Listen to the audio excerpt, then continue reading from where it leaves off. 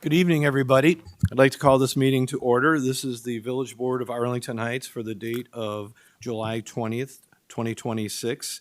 And our first order of business is a Pledge of Allegiance. So if you all could please rise and join the board. I pledge allegiance to the flag of the United States of America and to the republic for which stands one nation, under God, indivisible, with liberty and justice for all. Thank you, everybody. Maggie, if you could call the roll, please. Trustee Bertucci? Here. Trustee Zyck? Here. Trustee Schwingbeck? Here. Trustee Santa Maria? Here. Trustee Manganaro? Here. Trustee Dunnington? Here. Trustee Gilbert? Here. Trustee LaBedz? Here. President Tinaglia? Here. Thanks, Maggie. And we do have a set of minutes to review, and this would be from July 6th of this year, 2026. Are there any corrections or changes from anyone on the board? Is there anyone on the board who has to pass from that meeting for voting? Is there anyone in the audience that has questions or comments on the minutes from that meeting? If not, is there a motion to approve? I move approval of the minutes from July 6, 2026. Second. Motion made by trustee LaBedz, seconded by trustee Dunnington. All those in favor say aye. Aye. Any opposed? None. Motion carries. And then we have the approval of accounts payable, and I'll call on trustee Bertucci. Thank you, Mayor. I'll move approval of the warrant register for the check date July 15th, 2026, in the amount of $3,595,273.07. Second. Motion made by trustee Bertucci, seconded by trustee Schwingbeck. Are there any comments or questions from anyone on the board? Is there anyone in the audience that has questions or comments on this accounts payable report? Seeing none, is a roll call vote? Trustee Bertucci? Yes. Trustee Schwingbeck? Yes. Trustee LaBedz? Yes. Trustee Santa Maria? Yes. Trustee Gilbert? Yes. Trustee Zyck? Yes. Trustee Dunnington? Yes. Trustee Manganaro? Aye. President Tinaglia? Yes. Very good. Okay, that is done. Now we're into a little bit of a fun section of our meeting tonight. We have a couple of awards and recognitions to make. And the first is for someone that we call Mrs. Illinois. And Mrs. Illinois happens to live here in Arlington Heights. She's been representing Illinois the entire past 12 months. And we're going to read a proclamation for her, but in doing so, I'm going to come out front. Tracy, could you join me up front?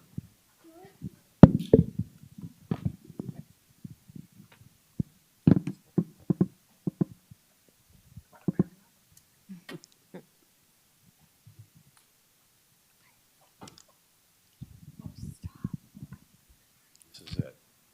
You want to read it? No.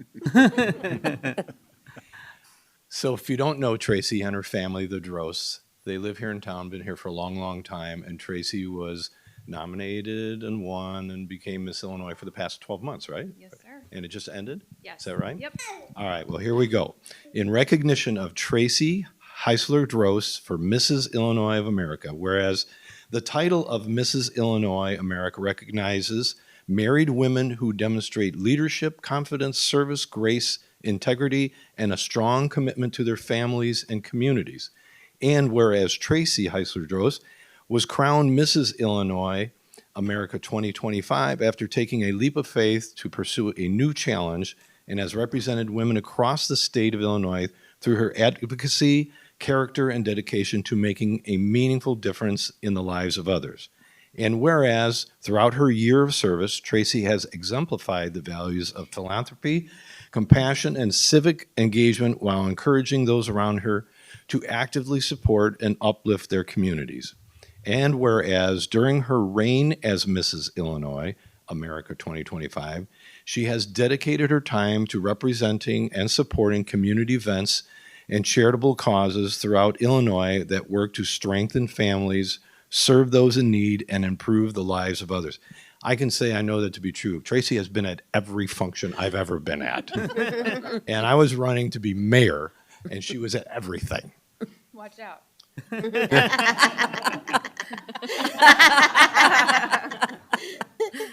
Whereas, as a devoted wife and mother of three, Tracy made it her mission to teach children the importance of empathy, generosity, and community involvement, believing that raising compassionate young people and modeling service can create lasting positive change. And whereas Tracy has used her platform to support Arlington Heights organizations and groups by attending and promoting charitable fundraisers, community celebrations, local events, and civic programs, having become a familiar face throughout Arlington Heights during her reign. And whereas, through her leadership and dedication to service, she has demonstrated the importance of giving back, leading by example, and using one's voice and platform to positively impact others. And whereas, as a first-time pageant competitor, first time ever? Absolutely, yes. Tracy demonstrated courage and determination by stepping outside her comfort zone and pursuing a new challenge, inspiring others to embrace opportunities for personal growth and service. And whereas Tracy Heisler-Droz continues to reflect the values of leadership, compassion, and community pride that strengthen the Village of Arlington Heights and serve as an example to residents throughout the community. So now, therefore, I, James J. Tinaglia, Mayor of the Village of Arlington Heights, along with the entire Arlington Heights Village Board of Trustees, do hereby recognize and commend Tracy Heisler-Droz for her outstanding contributions to the community and congratulate her on her accomplishments as Mrs. Illinois America 2025. Congratulations.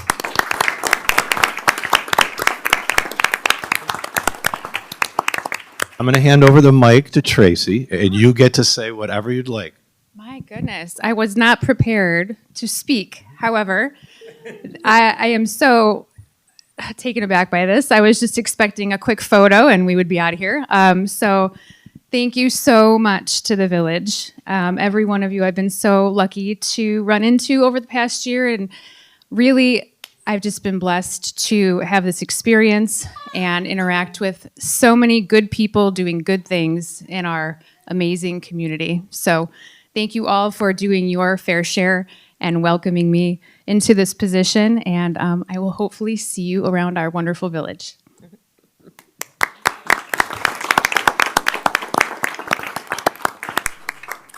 Here to take a picture? Anybody? The guy you live with over there? You Yeah, want to come, that guy. Charlie? Up here? The guy you live with. And the boys? Okay. Oh my God. Yes. Well, here, let me put this Okay. down. I wasn't expecting. You hold this. We're gonna you guys step aside for just a minute. Hold up.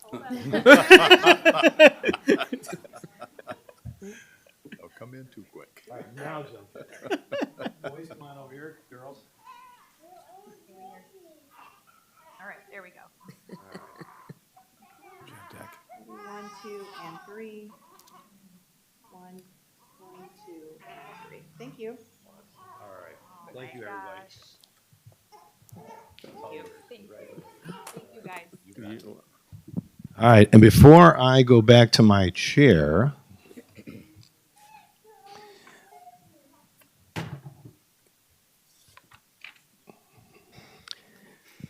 these back on.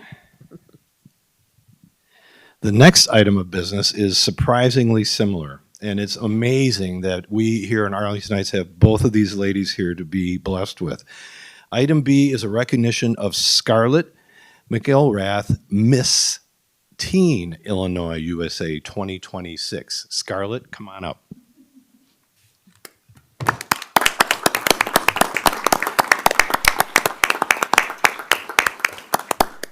Right here.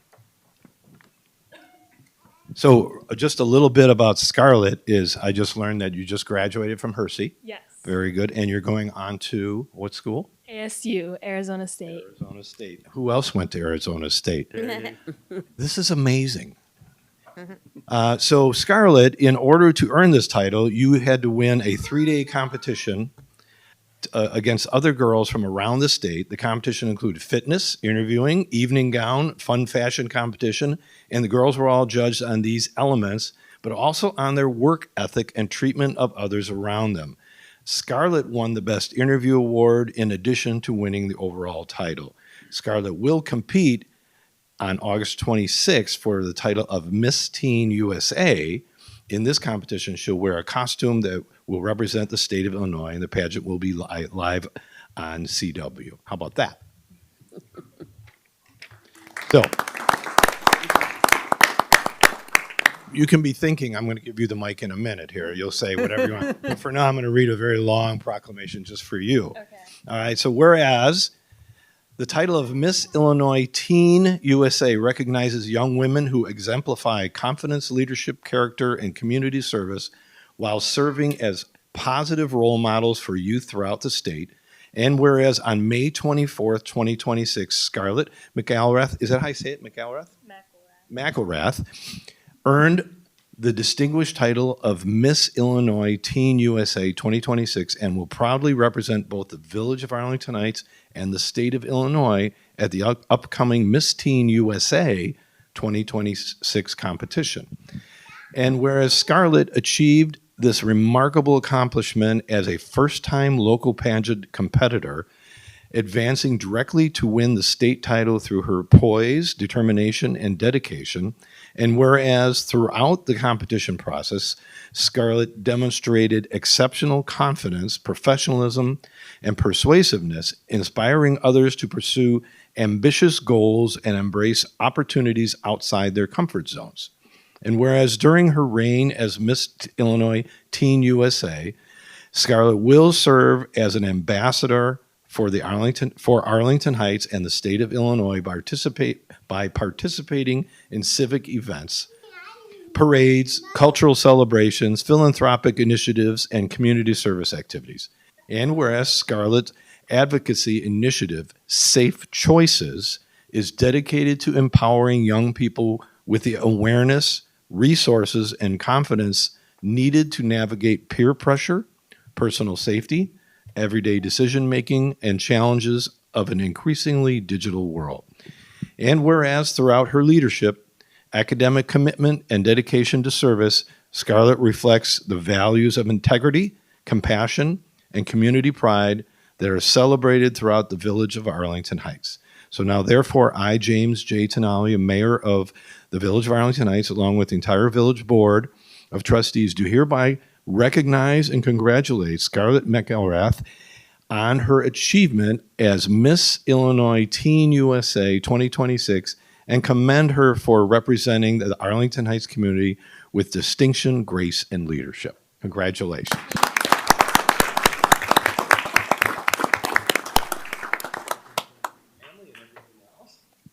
I just want to thank everyone, and I'm so happy to have been born and raised in Arlington Heights. It really is an amazing community and an amazing village, and I'm just so excited for this journey and this new chapter in my life. Thank you. Mom, Dad, family, if you want to come up, take a quick picture. We'll do one together here first.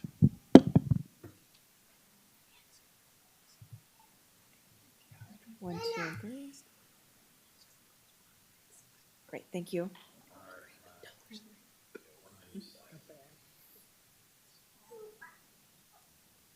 Okay, 1, 2, and 3, and let me do one more. Great, thank you. Now, before you go, congratulations. Before you go, Tracy, come on back up here. This is an unusual case. I want to take a picture with both of these lovely ladies. I don't know that this will ever happen again in Arlington Heights, so. We're going to get both. Only while you're mayor. Great idea.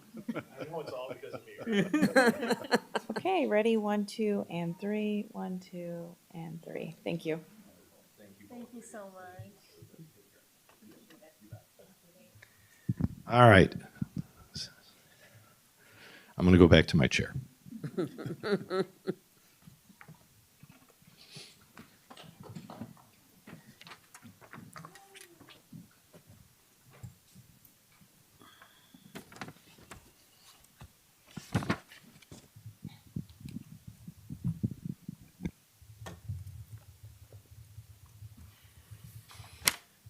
All right, thank you everybody for being patient while we get through some of this fun stuff. Next item on the agenda, as I have it, is the Historic Preservation Task Force introductions.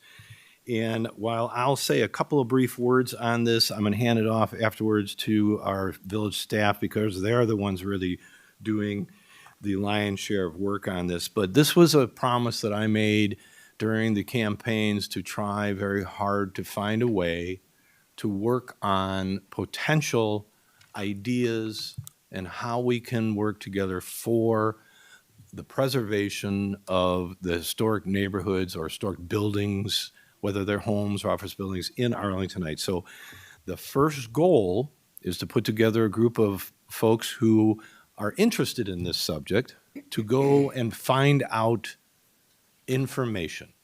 What does it mean to have a historic preservation commission? What does it mean to live in an area that exists? Is it a good thing? Is it a bad thing? Is it helpful? Is it difficult? And over the next many months, that's my hope, is that this task force will achieve those goals and then report back to this village board with information that we can all discuss together. So for now, I'll hand it off to Manager Recklouse to go a little bit further in detail on this and carry it away. Yes. So, this work group will be let me just pull this up 1 second here. Will be subject to the Open Meetings Act, will be transparent, be open to the public, and so on and so forth. And so we do want to announce the members of that group. And give me 1 second to pull that up.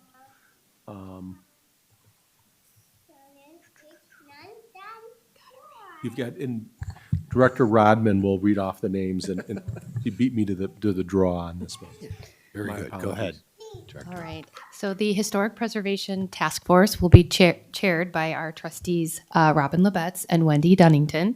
And the other members include Kirsten Kingsley, who is a member of our Design Commission, Bruce Green, who is a member of our Plan Commission, Tom Gaynor, Lori Turpin-Soderholm, David Jaffe, Jeff Anderson, Jack Oldham, and Kevin Davis. And then we will also have village staff that will be assisting the commission with their work as well. Very good. So what our hope is, it's a decent swath of different individuals with different perspectives, not just homeowners, not just elected officials. It's a group of different folks that all have something to say and some interest in this subject. So, Trustee LaBedz, would you like to share some thoughts? Sure, I would. Go right ahead. I came prepared, whether or not, I wasn't sure if I would be called upon. But I do want to say, as Mayor Tinaglia said, this was something that not only came up during his campaign, but in addition, during last year's priority setting workshop, we did identify this as our strategic priority number 5, which is to engage stakeholders regarding the resources, regarding the historic preservation of residential areas to determine what further regulations and resources should be implemented. And that's why we gather together a group of individuals that come from different perspectives in this. Homeowners who live in various parts of the community, as well as a builder, plan and design commissioners, and so forth. And it's not like this really comes out of the blue, because we've identified historic preservation really back as far as the early 2000s, when the School of the Art Institute did their report on historic areas of Arlington Heights, and they did a survey of homes at the time. And then in 2015, when we did the comprehensive plan, we also identified historic preservation as something that was important in the village. And what this goal is, as the mayor said, to determine what the options are and then present them to the board, because there are a variety of options. Different communities do different things. Some have very strict zoning and building requirements. Some just have plaques identifying historic properties. And so there's a big range. And so the idea will be to bring it back to the village board to then, discuss what possibilities are best for the village of Arlington Heights. And we are planning at this point to meet once a month. The meetings are open. They'll be posted. Right now, we're planning on having them the second Thursday of the month at 4:30, which is hopefully for people who have jobs during the day, they'll be able to come, but yet it won't be another night meeting because a lot of us have a lot of night meetings, so we don't always want to meet in the evening. And we'll have speakers that have information that they can provide to us from different organizations. So I'm very excited about this work group. I think that Trustee Dunnington is also very excited about it. And we are really looking forward to getting going on it. I know that at least one of the members is here in the audience, Tom Gaynor. I'm not sure if anybody else is here. I don't recognize anybody, so thank you, Tom, for coming. But we'll be starting with our first meeting in August. That also starts with an A. So it's when we'll get going. It'll be posted, and everyone is welcome to attend. Thank you. Thank you, Trustee LaBedz. Trustee Dunnington, was anything you'd like to add? I think Robin covered it well. We're looking forward to getting started and getting community input on what would be best for our village. Excellent. Okay. Well, Manager Recklouse, what more do you need from the board here on this subject? Nothing at this point. The members have been announced. It was in your authority to form the task force, as we've talked about before. We just wanted to be transparent and share those names and backgrounds, and the group will be getting to work. The agendas and meeting schedule for the task force will be on the village's website, along with all of the other public meetings. Very good. Is there anyone on the board has questions for any one of us? No? Is there anyone in the audience? I have one blue card here that I believe is regard to this particular item. Is there anybody else? I'll call on Keith Moons.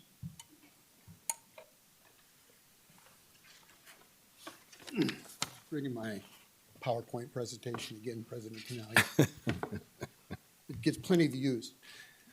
Thank you, President Tinaglia, for this. In my opinion, once again, this Historic Preservation Special Committee, Ad Hoc Work Group, Task Force, they're all the same thing, is not legitimate.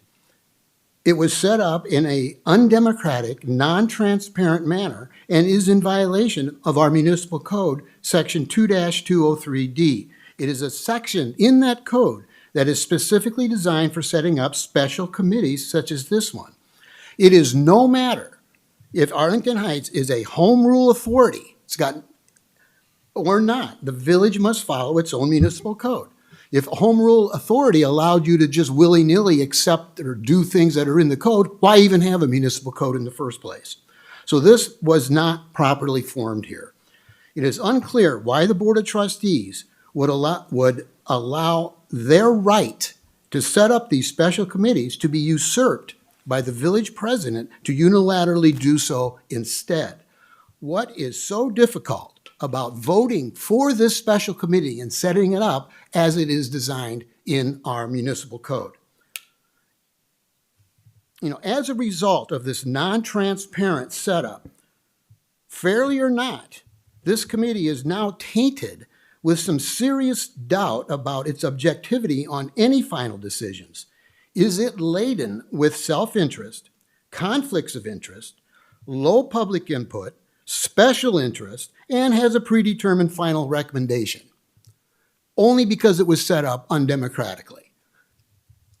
This doubt would all go away if the trustees would have just exercised their right and had followed our municipal code in voting for this under Section 2-203D.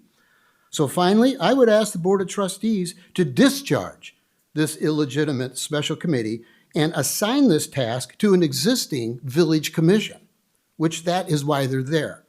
Or discharge this special committee and choose the transparent and democratic manner in which to set it up properly under our municipal code. Thank you, President Tinelli. Thank you, Mr. Moons. Well, I will respectfully disagree with virtually everything that you just said. If anyone paid attention to anything that we all said a few moments ago, you would know that there are no closed doors, backdooring, any perspectives on this, and it was done all with the direct supervision of our legal counsel, who is Mr. Passman here. And Mr. Passman, do you have any rebuttal that you want to make based on some of the allegations that were just made? I'll just say, Mayor, you're correct. As a matter of law, the village board is fully empowered through its home rule authority to create this task force. You have done so. The task force, as I know the board knows, is advisory in nature, does not negate or otherwise replace provisions in our municipal code, but that is but one way. What's in our municipal code is but one way that this board can set up subsidiary advisory commissions on topics that the board would like advice from. You can also do as you have done here, set up task force. I have zero concerns whatsoever with the legality of the task force itself or with the manner by which the task force members have been selected. So there's no legal issue. Very good. Thank you, Mr. Passman. I sure appreciate that.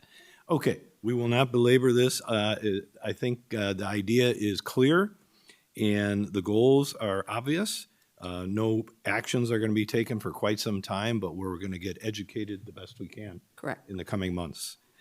So we'll move on to item D. Or was there anyone else on this topic? Before we move on, was there anyone else on this topic that did not fill out a blue card that wanted to address the board on this task force? Okay, seeing none. Move on to the next item, which is item D, and that is a police sergeant promotion, which is fabulous and always wonderful in the village. Manager Recklouse or Chief Pecora, who wants to? Chief Pecora, I think, is going to tee this one up. All right, Chief, come on up.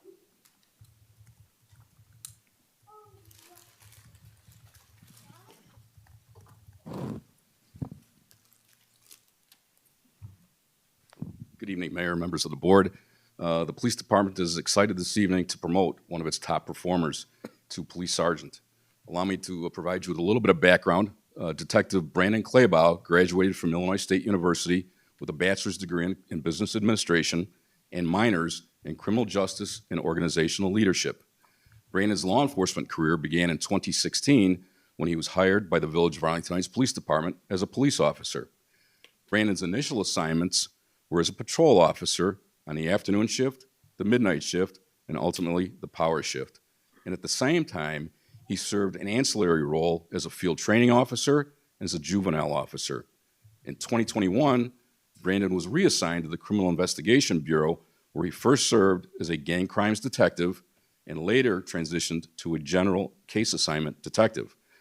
Brandon has been the recipient of many departmental awards, commendations, and letters of appreciation from citizens and other law enforcement agencies. Brandon is a previous recipient of the Crime Stopper Officer of the Year Award. Brandon's been married to his wife Amanda since 2020, and they have two sons, Declan and Caden. Brandon, come on up here. It's about to happen. Mayor, I present Brandon Claybaugh for promotion. Okay. Brandon, here, I'm gonna hold the mic here so you can be recorded and well, all right? I, Brandon Claybaugh, I, Brandon Claybaugh, having been appointed to the office of police sergeant having been appointed to the office of police sergeant in the village of Arlington Heights, in the village of Arlington Heights, in the county of Cook, in the county of Cook, do solemnly swear and affirm do solemnly swear and affirm that I will support the Constitution of the United States that I will support the Constitution of the United States and the Constitution of the State of Illinois, and the Constitution of the State of Illinois, and that I will faithfully discharge the duties and that I will faithfully discharge the duties of the office according to the best of my ability. of the office according to the best of my ability. Congratulations, I know you will.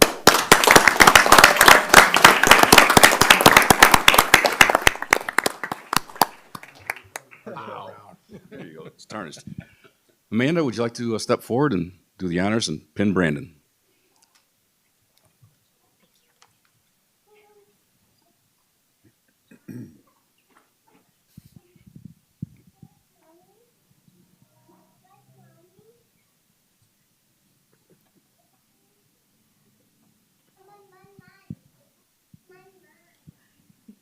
Amanda, stick around here. We'll get some pictures to take in just a minute. Brandon, the floor is all yours. Yeah, I'm very excited to be standing up here for this promotion. My son's clearly excited too. It's way past his bedtime, so I think he's doing okay. I first want to thank the chief, our supervisory staff at our police department for placing your trust and your confidence in me with this tremendous responsibility. feel like I've been very blessed throughout my career at Arlington Heights. I've been given a lot of opportunities at the police department, and I would not have been able to accomplish my goals if it wasn't for the many people who have supported me, mentored me, and helped me out along the way. First, I want to thank Sergeant Orlando. He's in the back room, the Under Armour shirt. He's been my supervisor the last 4 years. He's really made me become a good detective. He helped prepare me to become a supervisor. He really set the example for the type of leader I want to be like. So I really appreciate your supervision the last few years. Also want to thank Commander Sefton. When I was a brand new detective, he was my sergeant. He taught me a lot that I know, helped prepare me to be a sergeant. My Aunt Joan's here today as well. She's a police officer, and part of the reason I wanted to be a police officer in the first place, I looked up to her as a kid, so I appreciate your guidance and the reason for me becoming a police officer. My mom's here as well, holding my newborn son, less than a month old. She's the best mother I could have asked for. She's done a lot for our family. As a detective, I oftentimes have to adjust my hours last minute, get called into work off duty, have to stay really late hours working on a case. She'll change her personal life, change what she's doing, just so she could take care of our kids and help out our family, which we are really grateful for you. Wife Amanda's best wife, best mother I could have asked for. Pretty much all my career, almost the last 10 years, I've been on afternoon shift, and we would really only see each other on the weekends due to our conflicting work hours. I know that's not easy being married to a police officer, but without your support, understanding, it enables me to do the job that I love. I want to thank my coworkers for showing up, supporting me. I'm really looking forward to being part of the team. I really hope that I could help mentor some of our newer officers, help our officers achieve some of their goals, just like the previous supervisors have done for me. So thank you very much.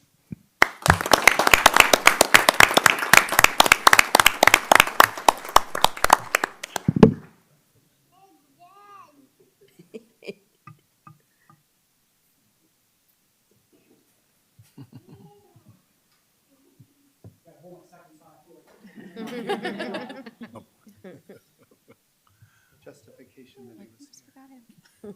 Wow. I got one over there. I know. One more. 2 and 3. 2 and 3. I'll do one this way. Very good. Thank you.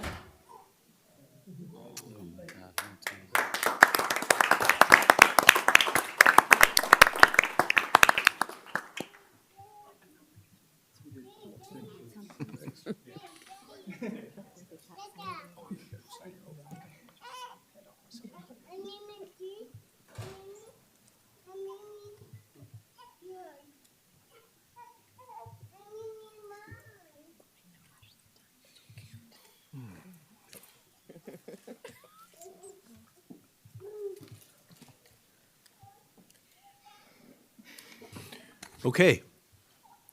I believe we're moving on now to a public hearing, and today's public hearing is for the 2026 through 2027 Annual Action Plan for the Community Development Block Grant, CDBG.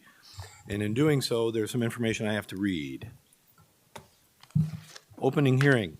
I hereby call to order the second public hearing concerning the village's draft 2026 Annual Action Plan and Community Development Block Grant Budget. Notice of this public hearing has been published in the Daily Herald on July 1st, 2026, in accordance with federal law.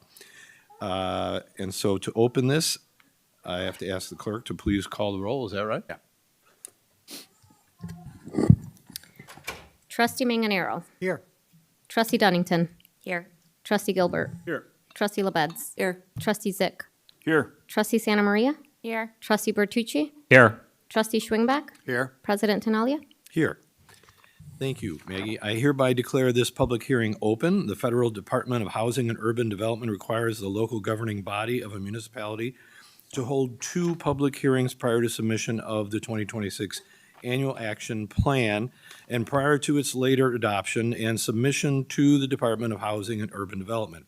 On June 8th, 2026, the village conducted its first public hearing regarding the 2026 Annual Action Plan, and then village staff presented the status report for the draft 2026 Annual Action Plan and Community Development Block Grant Budget. At this time, I will entertain questions from the village trustees, and after that, We'll call on any member of the public that desires to be heard on this matter. So we'll open up discussion. Anyone on the village board, or should we hand it off to staff for a quick explanation of any sort?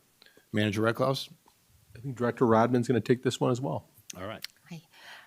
So as you indicated, Mayor, this is the second public hearing for the village's Community Development Block Grant Annual Action Plan. At the June 8th public hearing, staff did present all of the requests for funding through this year's upcoming CDBG program.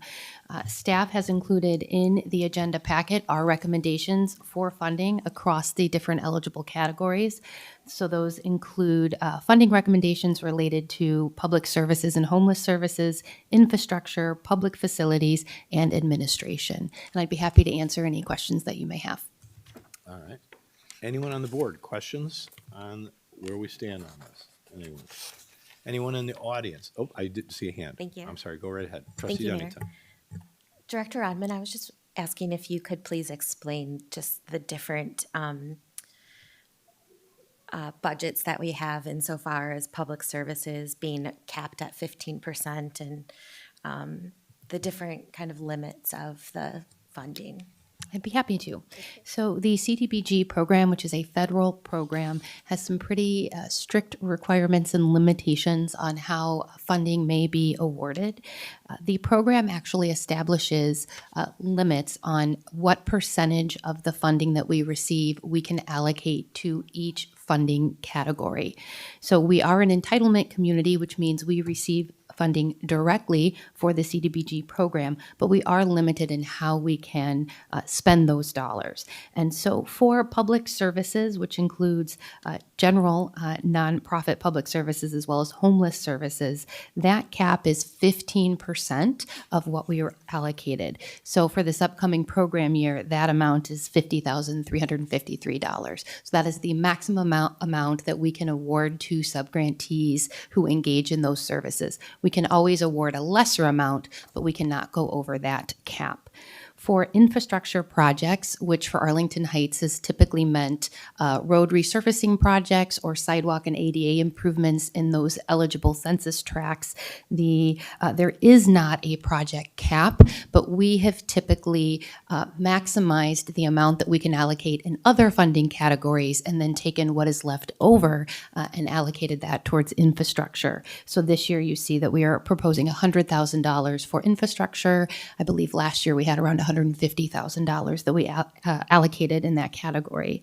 For public facilities, there also is not a project cap, but those projects are typically group home rehabilitation projects, and so we recommend funding based on the projects that are submitted and requesting funding. And then for administration, the amount that we can allocate to ourselves, essentially for administering the program, or to any consultants that help us administer the program, is 20% of the amount that we are awarded each year. And so for the upcoming program year, that is $67,137. Thank you. Anyone else on the village board questions? Anyone in the audience with questions on this topic? Manager Recklouse, is there further debate, discussion that needs to take place? I think we have some hands up. Oh, there is a hand. I'm sorry. Come on up. What? Can you come up to the podium and please use the microphone? Just a quick question. Hey, Randy. Tell us who you are. Jen Strimling. I sit on the board of Family Forward, one of the nonprofits in Arlington Heights, and we're grateful for your support through this grant. Just a question for, I think under the block grant, it said for housing and support and programs too, could go towards the 65% of that grant. That was listed on the website. So nonprofits that work in the housing sector and look to keep our low-income and middle-income families housed, that 65% doesn't count for those nonprofits that provide those housing services? So Family Forward would be categorized as a public service or homeless services. It is the same funding allocation under the CDBG program, and so it falls within the dollar amount that is capped at 15% of our entitlement. So that cap is the $50,000 for all of those agencies that apply. Okay, great. And then one more question. The grant is not just being awarded to the village and like local community, correct? Because I saw, I mean, on the list, and all of these nonprofits do great work, but there are nonprofits in Palatine and Northbrook that are also receiving. So it doesn't just have to be in the village or in the community. Correct. The entities don't have to be located in Arlington Heights, but they need to serve qualifying populations within Arlington Heights. And they are required to provide quarterly reports indicating how many Arlington Heights residents they have served. Perfect. All right. Thank you. Is that it? Thank you. Okay. Mr. Moons, come on up.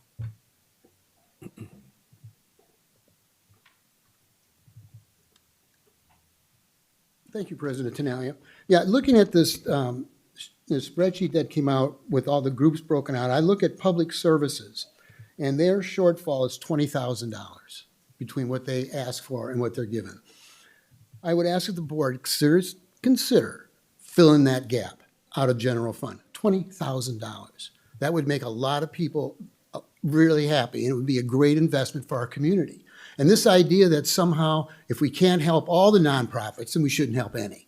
That's just a myth. Or that they're going to inflate their requests next year to get more money out. I trust that they won't be that deceitful. So I would ask that the Board of Trustees set aside $20,000 to help this group meet their goals. And if you look at the homeless services, it's $6,500. Everyone here has $20,000 in their pockets right now. If you look at your credit cards, it's nothing.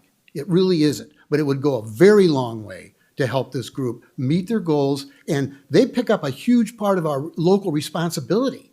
If they didn't do it, we would have to do it. So that $20,000 turns into pennies. So please consider setting aside that amount of money tonight for this group of public services. Thank you.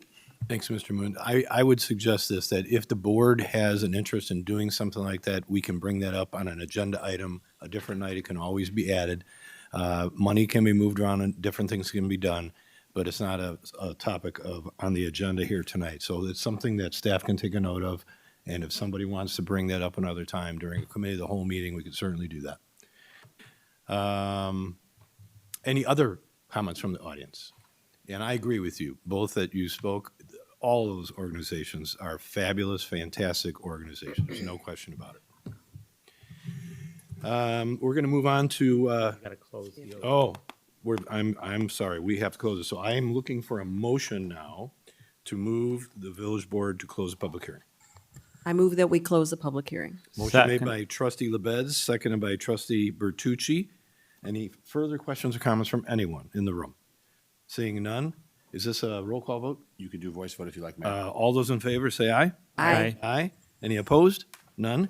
Okay, so there's a motion on the floor made, and we are now closed with the public hearing. So now we can move on to citizens to be heard, correct? Citizens to be heard, I have one blue card here, maybe two, but we'll start with one. And I have Susan Garcia. Susan, come on up. And for those who don't know, citizens to be heard is for items not on the agenda. These are items that are other topics that someone wants to talk about. So anyone in the audience who, if you would like to, you don't have to fill out a blue card right away. Just raise your hand. I'll call on you. The only thing we ask is that you pay attention to the 3-minute clock and try to keep your comments within that window. Would be great. I timed it, so hopefully I You've got timed it. All right, we're ready. All right. Bayshore Properties purchased Stonebridge of Arlington Heights in January 2023. Stonebridge applied for a permit on January 23rd. A permit was issued to excavate, seal, and stripe the parking lot between the tennis courts and the pool passed inspection on August 8th. The first Stonebridge complaint for lighting was on September 5th. The lights at the tennis court at Stonebridge shine in her eyes in her neighbor's backyard. The lights are fluorescent light. She was told by Stonebridge that they were told by the village to install the lights, and she could get, and then there's missing text. The village did not apply section 2810 off-street parking. All off-street parking areas with lighting shall limit spillage into the adjacent property. Maximum foot candles in zone R6 not to exceed 0.2 foot candles. Can I stop you? Take your time. Take your time. Literally 3 minutes. I'll let you go past it. I'll let you go past it. Take your time and breathe. Okay. So the village response on September 6th was they sent an email to the property manager, Crystal, advising her of the complaint and suggesting that they change out the bulbs, provide shields, or put light on a timer, or any other suggestions they may have to mitigate the issue. The village response on September 7th starts with the prop, and then there's missing text. This is all based on a FOIA request. It was listed as resolved on 9/22/23, but there are no details about how the problem was solved. And today, this date in 2026, it is still the same problem. I filed a complaint regarding the tennis court lights at Stonebridge on March 12th of 2026. A FOIA request listed my complaint and one other. I know there are other 3 complaints made by phone or email that were not listed. Section 19-202, unlawful to cause a nuisance. It is unlawful for any person to cause a nuisance or to permit a nuisance to continue under his or her control or on the property under his or her control, or to fail to abate any nuisance after notification or recognition of its existence. Health and Human Services contacted Stonebridge on March 13th. They acknowledged the request on April 21st and failed to abate the nuisance. It is now an illegal act and the responsibility of code enforcement. Instead, a village attorney was assigned to determine if light is a nuisance. His or her decision was no, light is not a nuisance. It is light pollution and spillage. And at this point, the spillage, you can reference that in the off-street parking 2810. If this attorney had made a couple of FOIA requests, he or she would have known in 5 days that yes, light is a nuisance. Instead, it took 2 months. One FOIA request made light complaints in the last 5 years, provided 4 documents, all of which lighting complaints as a nuisance or illegal. Another FOIA request stated that only 2 ordinances exist in the Village of Arlington Heights to protect residents from light nuisances, unlawful to cause a nuisance and off-street parking. However, code enforcement complaints listed illegal LED lighting around storefront windows 6 times. This is section 3120, prohibited signs. It shall be unlawful for any person to install or display around the perimeter window, doors, or similar buildings strings of LED lighting. Code enforcement has interpreted the use of unlawful in municipal code to mean illegal. Code enforcement also took a noise and lighting nuisance complaint, specifically parking lot lights, to adjudication. The business was fined $750 on October 28th, 2025. We were denied our right to an adjudication hearing. There is no lighting ordinance in the Village of Arlington Heights. Light trespass is a nuisance and illegal, which requires code enforcement. I propose that the Village of Arlington Heights include a light ordinance in its municipal code. Okay, you breathe now. Okay, so I'm going to ask our village manager if you have a comment that can. I do, and I'm familiar with this issue, and we're empathetic with the residents kind of enduring it. The short version is, while she's correct, there are restrictions on the use of those colored lights around buildings in our zoning and sign code. The only provision in the village code regulating license is the off-street parking nuisance. And so we have prosecuted that on occasion where if there's off-street parking and the light is shining, a certain way off the property, we can prosecute it. We do not have limitations in the code currently for non-parking lot lighting issues. And so we don't have any legal authority to prosecute for non-parking lot issues. And I know it doesn't make a lot of sense. A light is a light is a light, but our code is pretty clear on this. We actually have a meeting set, multi-department meeting tomorrow to talk a little bit more about our options.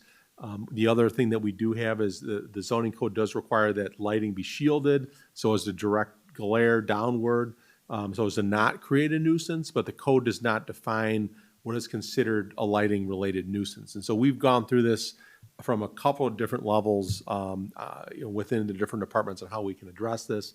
We are planning on proposing more specific lighting standards as part of a zoning code update that we're going to be initiating soon that's in the business plan to help address this.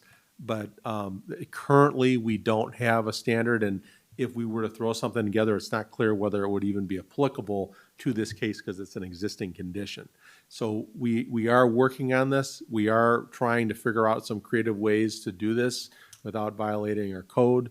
The only other thing that I'll mention is, as we mentioned, we do generally in these types of cases when the code is inadequate to address a problem, reach out to the complainant and the property owner that's causing the issue to try to get them to resolve these things amicably, and we're continuing on that front as well. But there is an inadequacy in our code that was identified.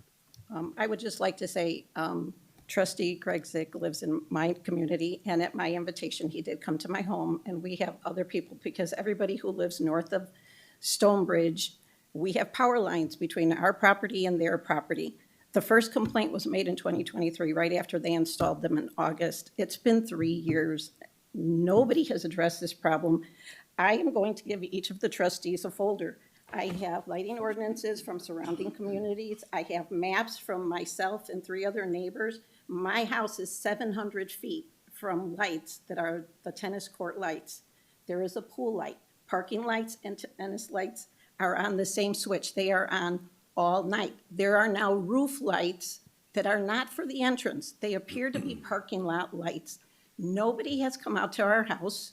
I have asked multiple people from different departments to come to all of my area in Stonebridge, and we have nobody come out. So I have a really hard time accepting the fact that because we don't have something, I don't want to talk to Stonebridge. They were talked to in 2023.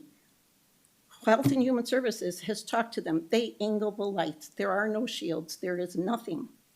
How long are we supposed to wait? I don't spend any time in my backyard. I have like 2 flashlight lights beaming right into my eyes. And Mr. Zyck can attest to how bad it is in my yard. When you try to sit at a table and have dinner, you can't invite people over to your home. And it's also really inadequate in the sense, I don't understand this adjudication process, but I understand what's the point of adjudication if you don't even have a code to enforce. So to say that we have to work around this and not begin to put in place a light ordinance, because with the LED lighting, with all of the energy conservation, I've been doing a lot of reading of code. I've reached out to the state senator about getting a statute in the state of Illinois so that people are protected from all these bright lights, because it has impacted people's lives, particularly sleeping. People have now doubled. They have blinds, they have curtains to block out this light. Susan, let me interrupt you. Did I hear you correctly? They're on all night? They're on all night because when they put in the parking lights, they attached it to the pole that had the tennis lights, and some parking has to stay on all night. Tennis lights are all night, but it's not even that's That's not right. the biggest. I heard you. I heard you. We all heard you. Mayor, I was just gonna say, and while there's been some iterations with this with staff in the past, I was first made aware of this just a few days ago. And so I'm happy to follow up with Ms. Garcia. We are talking about different options on this to move this forward. Yeah, that's where I'm expecting this would go. Yeah. It's a condo association, right? Stonebridge? Apartments. It's apartments. So rental. is it a single ownership? It's not condos where there's It's no condo board? It's one owner for the apartment building, one Well, so entity. It's there has Bayshore. to be a It's way to Bayshore negotiate Properties. this. Yeah, Get some shields put on like it. I said, I was recently made aware of it just the last few days, and so I know other staff members have been working on the complaint in the past. That kind of bubbled up to my radar the last few days, and so we're convening a meeting on it tomorrow to talk about it, and there's a lot of different avenues we can go down, but that's kind of the status as of today. Do you have Mr. Recklaus's business card? No, but I will just tell you that despite whatever's been happening for years, the village has been sending all lighting nuisances to Health and Human Services, who Yeah. has no code enforcement abilities, and I don't know what the point is if all we do is talk and people don't do Well, what they're you're asked to do. here, and it's on TV right now, and I think what's good is that something is bound to cook up here a little bit. Well, I hope for the sake of myself I and hope so all of too. my neighbors that something happens. All right, well, thank you for coming tonight. Thank you very much. Is there anyone else in the audience that wants to address the board under citizens to be heard, which is items that are not on the agenda? Anyone raise a hand? I see none. Okay, then I think what we're going to do is go on to the consent agenda. And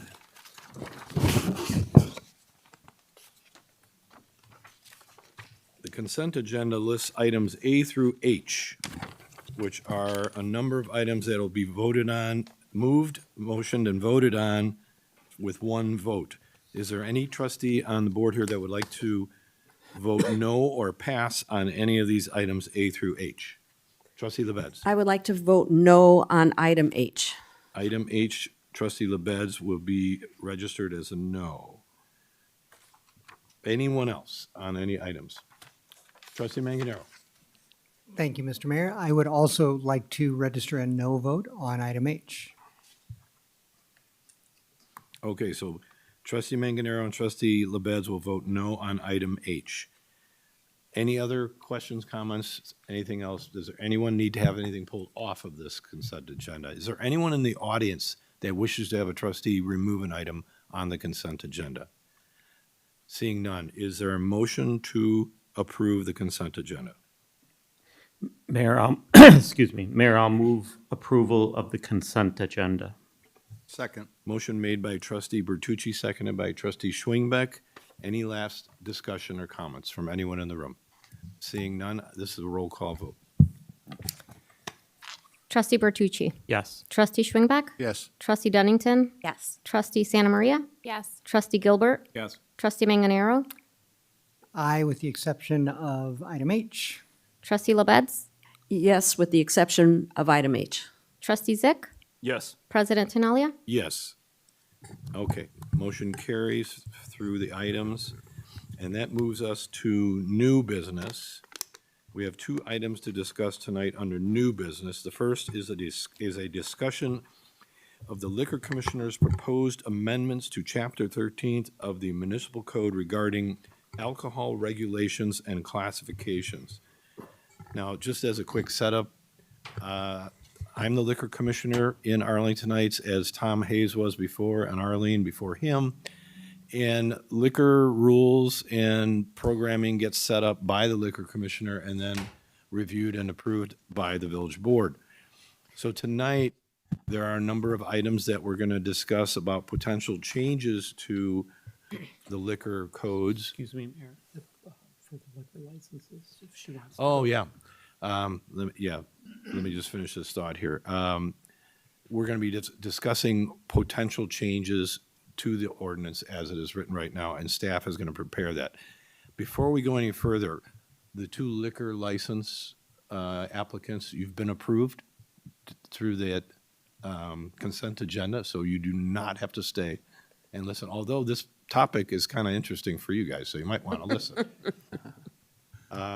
So let me hand this over to Manager Recklaus, who I'm certain will hand this over to some of the team. Yeah, but I think we're going to have Deputy Manager McCullough kick this one off. All right.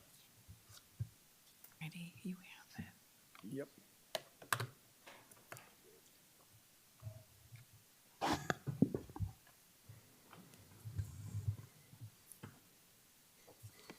This is it. Yep. Trying to get to the right. Give me 1 second. Let me get on presentation mode. Find the cursor. Yeah. I'm finding the cursor's on the other screen. Hold on. It's right here. So just bring it up there. It's one of those invisible cursors. Hold on here.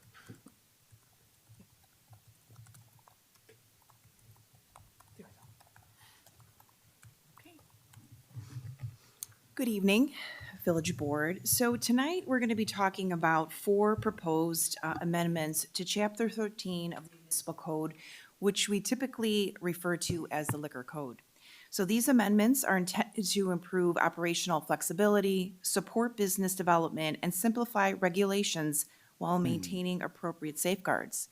These amendments should not be viewed individually, but rather as part of a broader strategy to keep Arlington Heights competitive. The village has invested significant efforts into strengthening our downtown and supporting local businesses. These recommendations continue that momentum. Just as the recently approved Downtown Social District pilot program creates new opportunities to attract visitors and increase activity downtown, these amendments provide additional tools that help businesses succeed.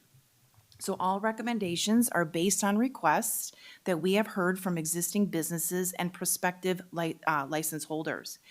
Public safety and responsible alcohol service remains priorities throughout these amendments. So the 4 recommended amendments we're going to be discussing tonight include food service requirement hours, alcohol sales on village property, new off-premise package license options, and fee reduction, and single-serve alcohol sales.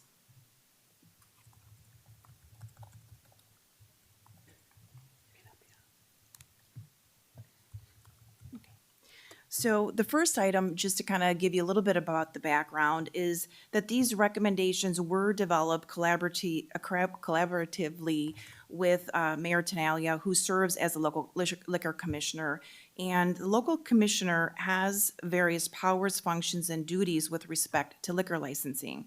So these recommendations were discussed after and developed after reviewing current practices, benchmarking neighboring communities, and evaluating requests from local businesses. And now we're presenting these items to you tonight for discussion and recommendation. So Amendment 1 is food service requirement hours. This item has been the most common request from restaurant operators. So we've been hearing about this request for years. So the current liquor code requires that restaurants serve food whenever alcohol is being served. So restaurants are permitted to have a light night menu after 11 p.m.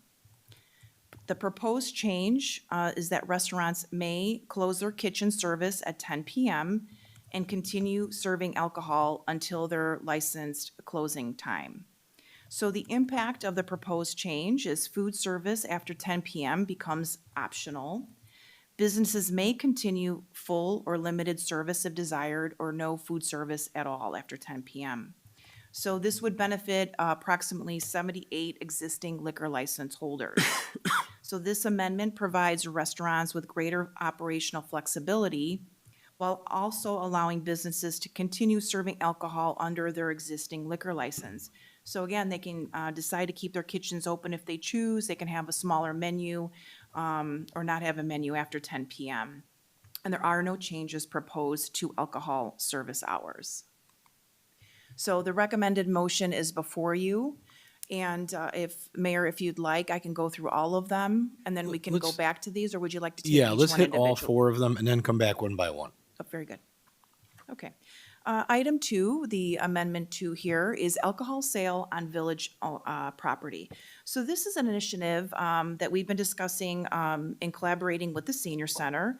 So the Senior Center has recently begun hosting events with a special event, like a one-day liquor license, and they've been approved for that when they've had this event. And they are offering, they would like an additional option to have liquor sales as part of expanded specialized programming for adults ages 55 and older. So a recent Senior Center event demonstrated success and interest in future events. So the event that was held was Vinyl and Vino.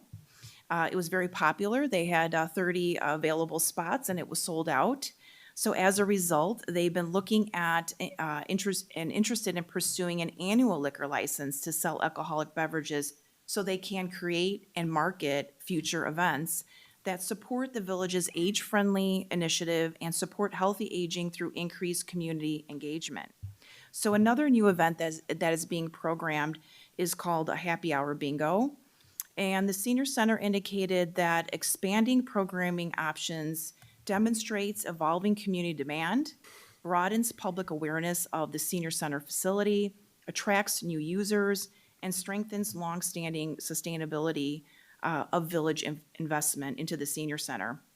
Mayor Tinaglia did support amending the liquor code to provide the village with the opportunity to host events with alcohol on village property via an annual liquor license, like at the Senior Center or something like Harmony Park. So this amendment provides flexibility for village-sponsored programming while also allowing responsible alcohol service at approved village events. So the next item is new package liquor licensing options. So I'm just going to kick this off and then I'll turn it over to Jack. So this proposal creates additional licensing options that better match today's business models while encouraging additional participation from businesses in a cost-effective manner. So we recognize that the current liquor licensing options do not fit every business model. We see some establishments only wanting to sell specialty spirits, and others want limited wine sales as part of a wine club. So I'll turn it over to Assistant to the Village Manager, Jack Casconi, to present this topic. Thank you, Deputy Manager Makula. This topic is slightly different than the first two that were just discussed, in that those were primarily about on-site consumption, a restaurant where you can buy alcohol and consume it. This proposal may affect on-site and off-site consumption, meaning retail package, liquor stores, grocery stores, as well as on-site consumption locations. So currently, the village offers a Class B and a Class BB liquor license. The Class B allows a business to sell beer, wine, and spirits, hard alcohol, for off-site consumption at an annual fee of $3,700. And then the village also offers a Class BB license, which is beer and wine only for off-site consumption, at $2,700. And so what staff and Liquor Commissioner Tinaglia are proposing is the creation of a third Class BBB license. And this would allow a business to sell hard alcohol only for off-site consumption at an annual fee of $1,500. And so the creation of this liquor license closes the loop here for the Class B license, that we have a license that allows you to sell all different types of alcohol, a license that allows you to sell beer and wine only, and now a license that allows you to sell hard alcohol only. And this license would be available as well to on-site consumption liquor license holders that may have a specific type of alcohol, that hard alcohol, that they are interested in selling at their restaurant, as well as allowing the sale of a bottle to go from a patron, whether that be specialty bourbon or hard to find and rare tequila, et cetera. Additionally, when we're looking at the Class B, BB, and Triple B as a whole, we also looked at the cost structure of those three liquor licenses. And since we're proposing that the Class Triple B be priced at an annual cost of $1,500, we're also proposing that the Double B, beer and wine only, is reduced from $2,700 to $1,500. And again, we've had some interest from on-site consumption liquor license holders in the past that do wine clubs or wine and dinner pairings, that want to serve food and then also serve food and pair it with wine, and then also sell that bottle of wine at the end of the night. Staff at the time, even though it is currently permitted under the Class BB license, staff was told at the time that it was cost prohibitive at that time. So we took that feedback into account, and we're proposing lowering that cost to $1,500. And all in all, this provides greater flexibility for restaurants that match the business models that they want to pursue. It lowers that entry fee to create more appropriate licensing, potentially increasing the participation as well of those who are interested but may find it currently cost prohibitive. And even with reducing that cost of the Double B license, staff expects revenue to remain stable because we may have more participation due to this change. Next slide, please. And Amendment 4 is specific to off-premise consumption, liquor stores, grocery stores, in relation to the single serve, the sale of the single serve of alcohol. So this would be your one can of beer that you could buy at a liquor store or a grocery store, or currently the code has in place quite complex restrictions as they pertain to refrigeration, single sale of a certain type of liquor, as well as the volume of that liquor. All of those things play into effect for beer, wine, champagne, and hard alcohol. It is quite complex and difficult for business owners to implement. It's hard for consumers to understand, and it is cumbersome for staff to administer. So the proposed changes are to repeal those existing restrictions altogether, but also put in place new permissions in this area that would allow, that are particular to volume and refrigeration. So this would permit your Class B, potentially Class BB liquor license holders to sell single serve cans and bottles of beer, wine, and champagne, regardless of volume and regardless of refrigeration. They can refrigerate them or not. And this also allows mix and match options, as especially for beer, as different types of beer and craft beer are always seeming to hit the market. Some customers may not be interested in buying a 6-pack or a 12-pack or what have you. This would allow them to buy one beer of this kind and one beer of that kind and mix and match them to see what they like. Additionally, when we're looking specifically at the mini bottles of spirits or hard alcohol, this is your like airplane size bottle of alcohol. Currently, there are restrictions in place about the sale of the single serve. You are permitted to buy those in a package of 6 or 10 or whatever number they're sold in. But with these new regulations that we're proposing, the sale of those single bottles would be allowed. However, because of their size, we're proposing that any bottle under 190 milliliters must remain behind the counter or in a locked display, since they're so small and may walk away a bit easier. So a customer would need an employee's assistance in order to obtain those bottles. So staff anticipates benefits that it's simplifying outdated regulations while also maintaining safeguards for smaller bottles. It's consistent with many of our surrounding communities. It's improving both the business owner and the customer's experience, and it's benefiting approximately 30 current liquor license holders. So with that, I'll turn it back to Deputy Manager Mikula. Thank you, Jack.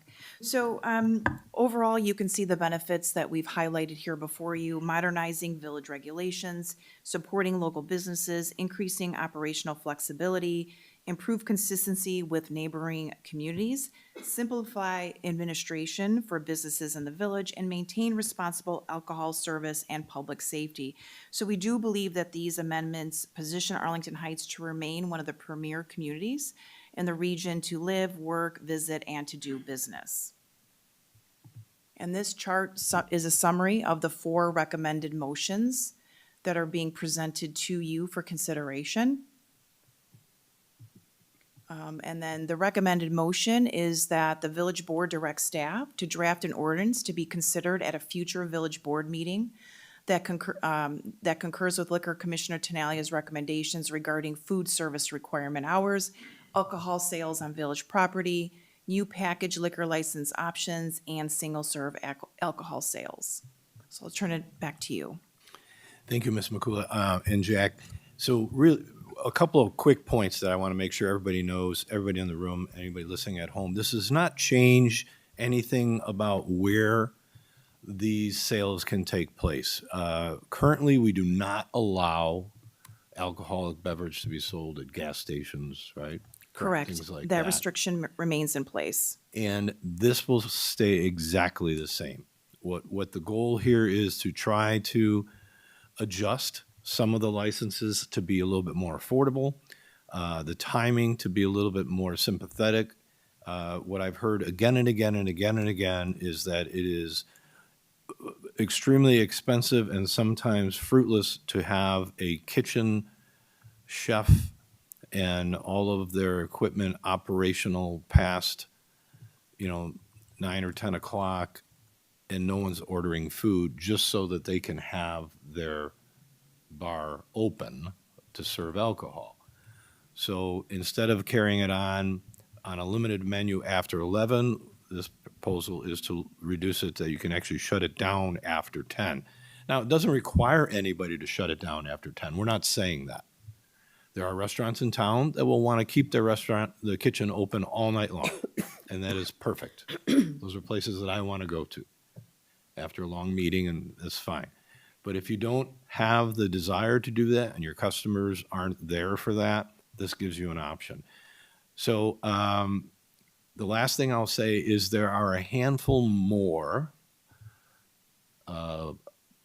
items like this that we plan to address in future weeks coming up here. These are just the first 4. There are a few more that we want to consider, and they will also be impactful like this. So for starters, we'll talk about these 4, see how everybody feels about these, and then we'll go from there. So I'll hand it off to the village board for any questions or comments. Trustee LaBedz. Thank you. And thank you, Mayor Tinaglia and staff for working on making things more modern, more like other communities and so on. I do appreciate that. I just have a couple questions. One is for recommendation number 3, the single one. If you go back there. Okay, so when I look at that, I just wondered, was there any thought to making the Class B $3,000? Which is, you know, the BB plus the triple B, which is the same thing, and then it's $3,000 rather than $3,700. So I don't know if there's any thought for that. Yeah, so we are going to be looking at the overall price structure and dynamic pricing as part of future initiatives. So we decided to leave that alone for right now. That's been in place for many, like, you know, over as 20 plus years that I've been here. So we decided to leave that one alone, which allows for full package sales. And that's, you know, the primary business of many of the businesses that are standalone, liquor stores, grocery stores, and so forth. So we decided to leave that one alone and address the new requests that were coming before us and kind of work around and reducing some of the existing Class Double B, which seemed to make sense to us. Well, that would be a suggestion that I would consider. I don't know if anyone else would agree, but that's kind of my thought. I have to admit, when I first got on the board, or ever since I've been on the board and had been approving liquor licenses, I always thought, wow, these things are expensive.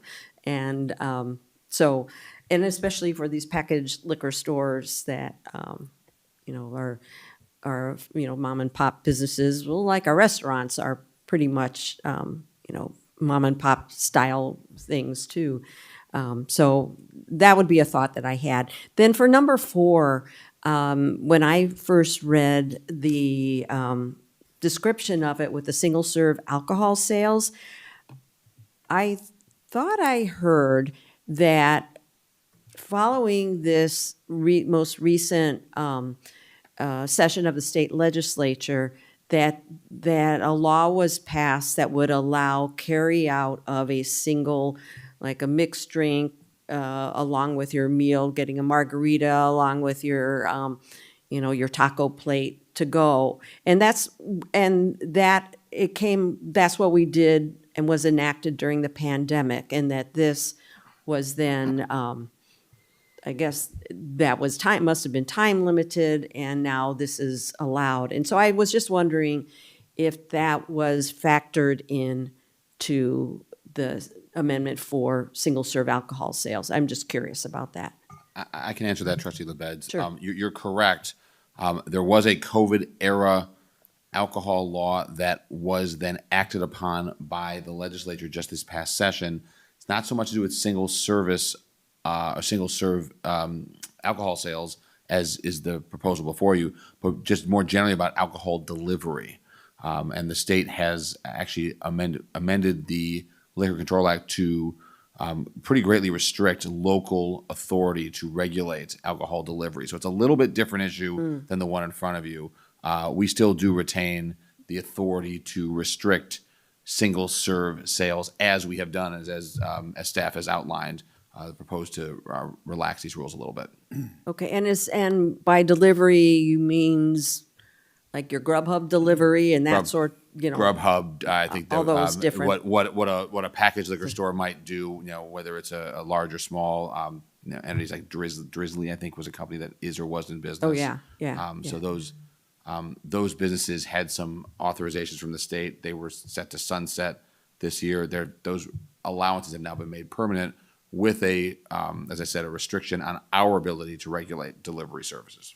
Okay, all right, thank you for the clarification. I didn't know how that fit into all this, so thank you. That's it, that's my questions. Very good. Trustee Gilbert. Thank you, Mr. Mayor, Mr. Liquor Commissioner. I mean, I'm so excited and I just can't hide it. What can I say? As a former liquor license holder, I think that these changes are going to be very welcome. They're going to be very helpful. If it were 7 years ago, I'd have been out in the audience championing for these as a business owner and liquor license holder. You know, and going through some of these things, some of the things that jump out at me that are great is we're catching up. You know, these are things that are happening in the towns around us, and we're trying to help our business owners. We're giving them more opportunity, which is great, which I think we should be doing. My 2 points that I would look at this at glance to the audience and all the ships at sea. I think 9 p.m. for food might do it. I think 10 o'clock might be even a little bit too late. And I say that with an eye to the employees. When you are trying to retain kitchen employees and get kitchen employees, which are often hard to get, if you stop food service at 10, it usually will take an hour and a half to shut down and get people out the door. They can maybe be out by midnight, but if you can tell your staff that if you work here, you'll be out the door by 10:15, that can be a huge help in retention of staff and labor. So that would just be one thing to note. In terms of the packaged liquor license options, I would like to see some numbers in terms of, I know it's reducing the annual cost of existing Class BB to $1,500. Would it be possible just to have all 3 of those items for sale at $1,500? Like, do we really need to charge $1,500 for spirits and then an additional $1,500 for beer or wine? When I ran my shop, we had beer and wine. And if one day we decided that we wanted to sell spirits too, an additional $1,500 seems overly burdensome. All we're doing is clearing a little more shelf space to put some liquor bottles up on the shelf. So if we're going to bring it down to $1,500, I'm not sure what I like doing that. I agree with Trustee LaBedz. Some of these liquor license fees are very high, and they can start to add up, when you're trying to expand your business. And what we're trying to do is give flexibility to the business owners to be able to adapt to a market. And if all of a sudden, their beer and wine sales are down, but spirits are up, is it equitable to go to them and ask them to pony up another $1,500 to continue to sell liquor just of a different style when really all they're doing is adding in some more shelf space? And why? Because the beer and the wine isn't selling. Well, I got to put something there that sells. This is for my business. So I'm not necessarily, it doesn't require a different level of classification in terms of Bassett training or anything like that. Alcohol is alcohol. So just something to think about. And in terms of the single service alcohol sales, I wanted to make it clear to people that they know that, the way that beer and wine and spirits are packaged now have changed a lot. This is not simply cracking open a case of Miller Lite and selling them one at a time. A lot of times these craft breweries and these places that sell alcohol package them to be sold as individual bottles. So it makes it very difficult for new products that come out for our businesses to be able to purchase them and sell them with these existing rules. So this is also us being able to adapt to an industry that is continuing to adapt and does so, it seems to be on a weekly basis.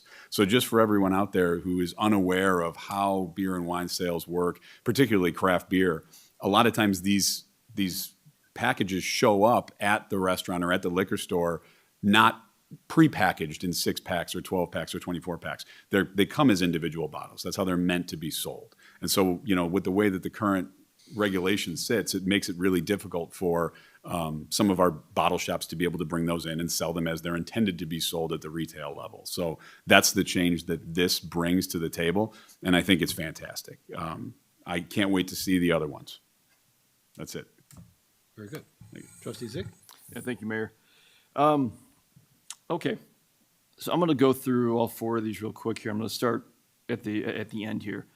So, item 4, single serve alcohol sales. I just want to make sure that all on the same page here. This is not saying, let's say we decide not to do this today, and restaurants are already right now you can just get 1 beer, while you're sitting there. This is intended for somebody that was actually removing a alcoholic beverage from the premises.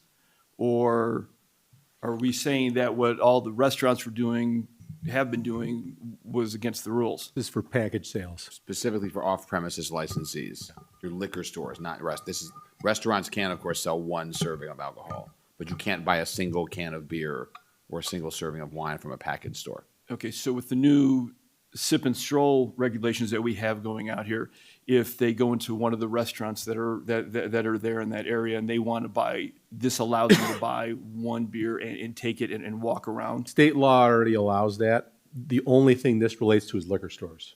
Okay. And that includes grocery stores also that sell liquor, that they would be able to do that also? Correct. Walgreens, Mariano's, Jewel, all of that. Okay. And your standalone stores.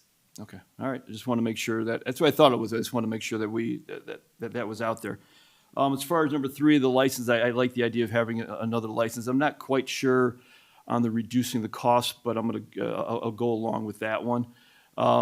the alcohol sale on village property. I just want to make sure we're also talking about this too. This is talking about just village property, because I know what's going to happen. Somebody's going to say, okay, Park District Library, they still have to come to us for approval if they want to have an event on one of their properties. Correct. So right now, the Park District has a liquor license at their establishments, right? And then the library, if they're having a special event, the Historical Society is hosting an event, they get a one-day special event liquor license. Okay, all right, so that stays the same. Correct. All right, then the last one about the food service requirement hours. This is the one that my insides are kind of jumping up and down about, because I keep thinking to myself, you know, establishments that are open till 1, 2 in the morning and they're continuing to serve alcohol, food is good, you know, because it absorbs the alcohol, it helps the person, you know, not to be over the limit. I'm sure there's a lot of people that want to throw some scientific things at me or some studies or something on that, but that's what my instincts are telling me. And it seems like we're getting away from that. And could this potentially cause a safety issue? Now, I understand somebody can come into a restaurant that's already under these current rules, and they come in and they get a beer at midnight or something like that. They don't have to buy food. This is just offering it. But it seems like we're getting away from something that could actually be something that's safer for people that are actually there to have that option, make it mandatory that option has to be there. And I'm just curious on anybody's thoughts on that. You know, I think it's just weighing the different values, I think is the bottom line. You know, I think one could make either argument. You can say that it's a marketplace. If there's a market for food, someone is going to sell food. They just will. And you know, you made the earlier point that providing the food doesn't necessarily mean that the folks that should be eating it are going to. And you know, from our perspective, we're looking at this as, you know, letting the market do its work. We're hearing pushback from the business community that people aren't buying it, and it's putting a burden on them to have this requirement up to that time period, and so this is reflective of that. But again, there's no right or wrong answer on this. This is just kind of looking at this from a different perspective than we've traditionally looked at, and a little bit more pro-business perspective. And I get the pro-business part of it, and I understand completely why some of these facilities want to do that and don't want to have the cost in there. I totally get that. It's the right way for them to be thinking. I just want to make sure that we're not putting something out there that could actually reduce public safety by allowing this type of thing to go through. And that's the main concern that I'm having right now. Thank you. Trustee Manganaro? Thank you. I would just like to rephrase one of Trustee Gilbert's comments as a question. Why is 10 o'clock the magic number? What was the decision-making thought behind that? Sure. So right now, they have to have food at all hours. So we've heard from the businesses that the requests seem to die down around 10 p.m. So if they can let their kitchen close and reduce their staffing, that benefits them. So their staff can go home early. So that was just something that we had heard from different businesses, that really the requests seemed to die down around that time. So that was definitely a business consensus rather than I'm not sure if compromise is quite the right word, but trying to balance what Trustee Zyck was saying with letting businesses close their kitchens when their business slows down. Correct. We heard 10 p.m. from a couple different businesses, so that's the proposal before you. It could be something different, but that's the proposal before you. Is that it? Thank you. Okay. Trustee Bertucci. Thank you. Whoever has control of the slides, can we have number 3 again, please?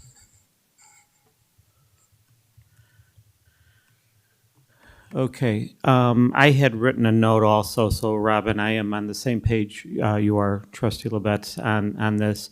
So Diana, does triple B and double B equal B?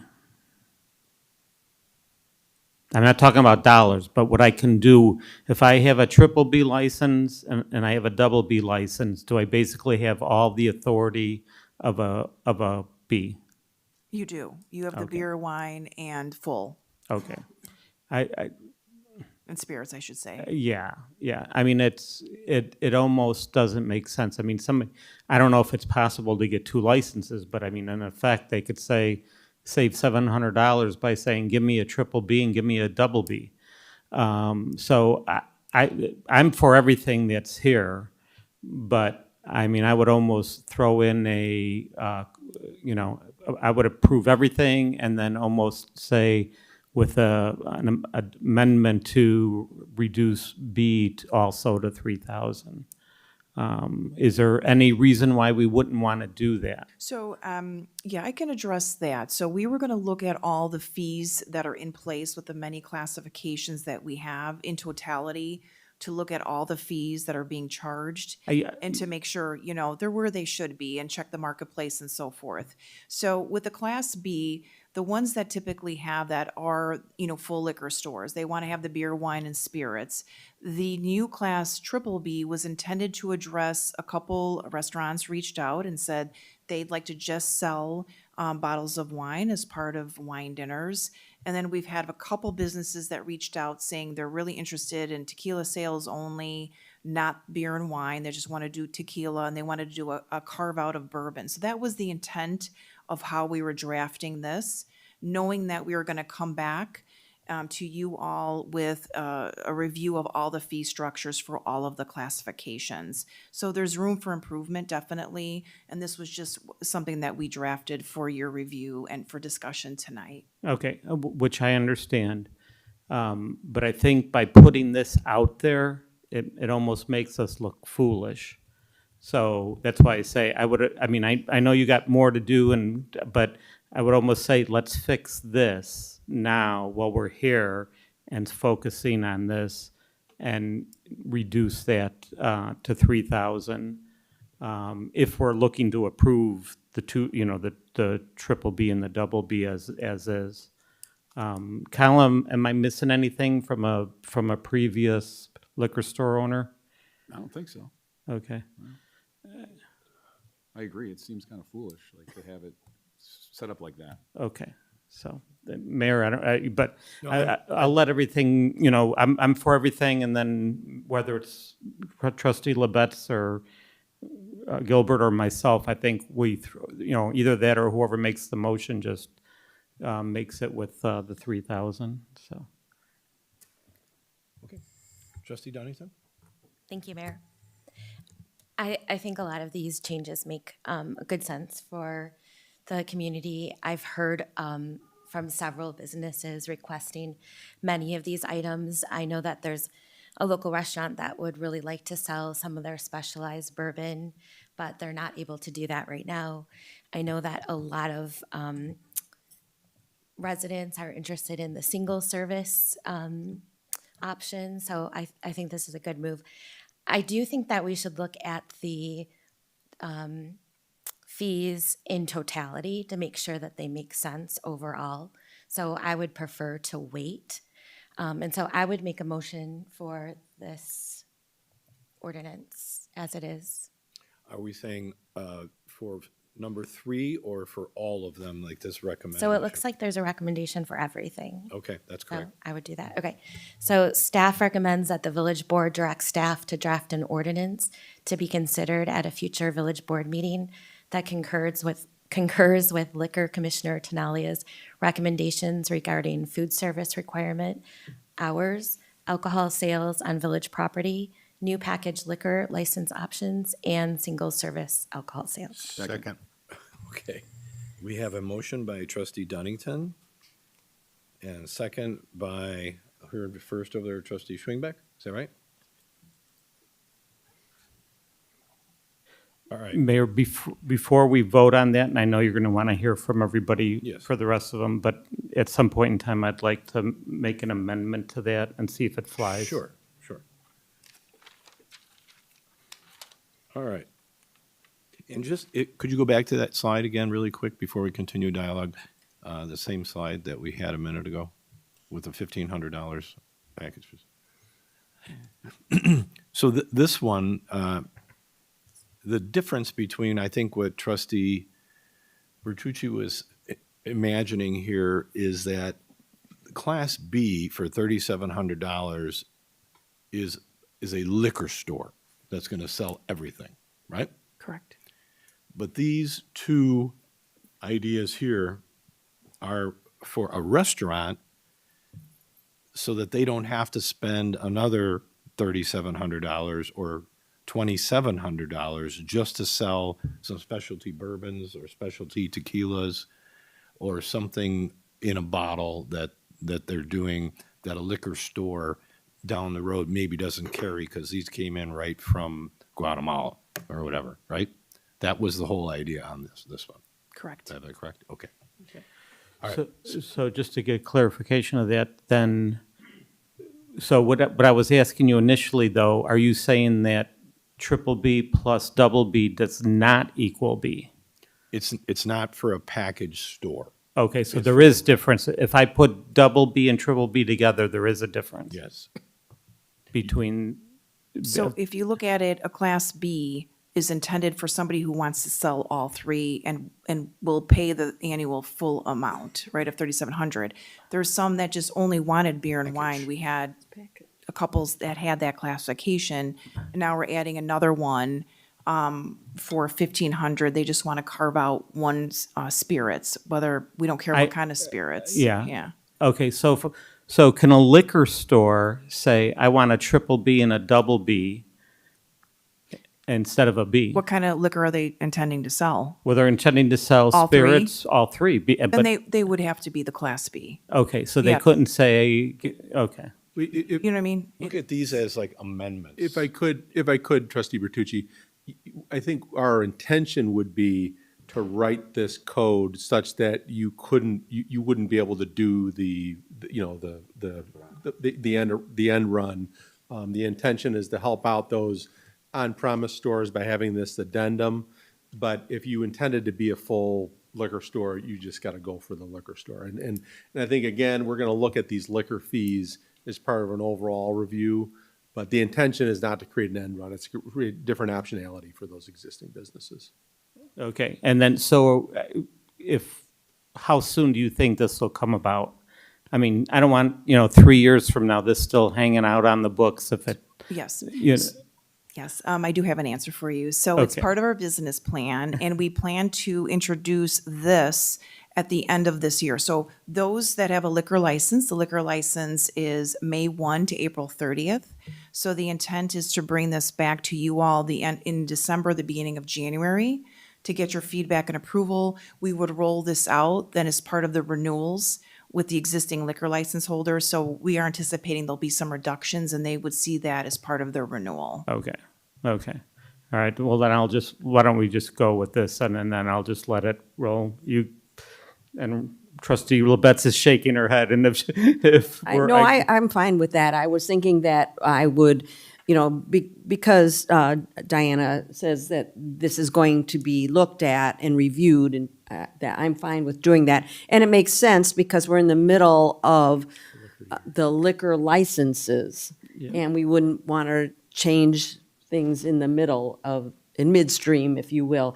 But I guess one thing that was coming up that someone said this has to do with restaurants, but this is just packaged liquor stores, because when I look at the list of, and the Jewel and the Mariano's and things like that, when I look at the list that was provided to us online of Class B, it's not restaurants, it's other things. The standalone packaged liquor, it's the Jewel, the Walgreens, et cetera, et cetera. And I thought somebody said. So some restaurants have added this on. We used to, they have. Okay. So they choose to have an additional license. They have on-premise consumption.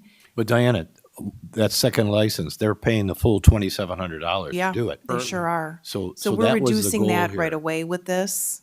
right? And then we're offering a new carve-out for the spirits. They're paying $6,400. Yes, correct. For the two licenses right now. We have a couple that were doing that for quite some time and still are doing that. Yep. Okay, Make sense? I guess so. Okay. We were going down this direction. Anybody else down here? No? No one? Okay. Mayor, if I may? Yes? One more Trustee comment. Gilbert? Just to talk about the food service aspect of this. I mean, and correct me if I'm wrong, staff, but we have a bar in town that has no food service requirement, correct? They are allowed to bring food in, but they don't even have a kitchen. A restaurant that exists on the second floor in the downtown business doesn't have to serve food. Correct. According to our code. Correct. So I don't believe that when we granted them that liquor license, we created some sort of a public safety moral hazard. And I don't believe that, scaling back the hours that food has to be available at some of the other restaurants is creating any sort of a hazard. If anything, we're just allowing them to be operational within the constraints of what their customers are asking for and what their potential budgets for staff allow. And that's how I look at this. We're looking at something, if we scaled this back to 9 or to 8, to your point, Manager Recklaus, if the market dictated that people were coming in there for food, let them stay open till 10. What we're simply allowing people to do is to let their staff go home at a reasonable hour, shut down the food service portion, and allow the business to remain open. It's a lot easier to do that. And sometimes as a business owner, you're standing there and you're asking yourself, do I stay open and be consistent for my customers?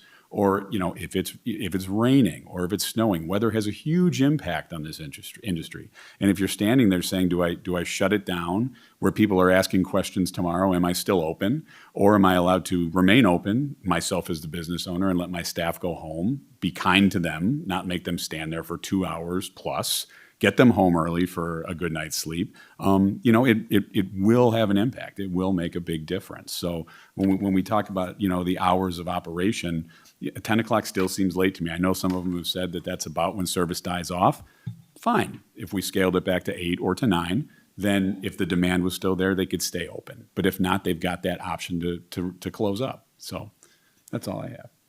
Fair enough. And I would concur that an added perspective there is there are business owners right now that are choosing to ignore the 11 o'clock requirement, and they're just shutting down at 9 o'clock or 10 o'clock, and they're taking their chances. And so that's why we decided to discuss this. It's either we're going to start working hard on compliance for an old existing code, or we're going to change the code to do something that's more in line with what most operations would prefer.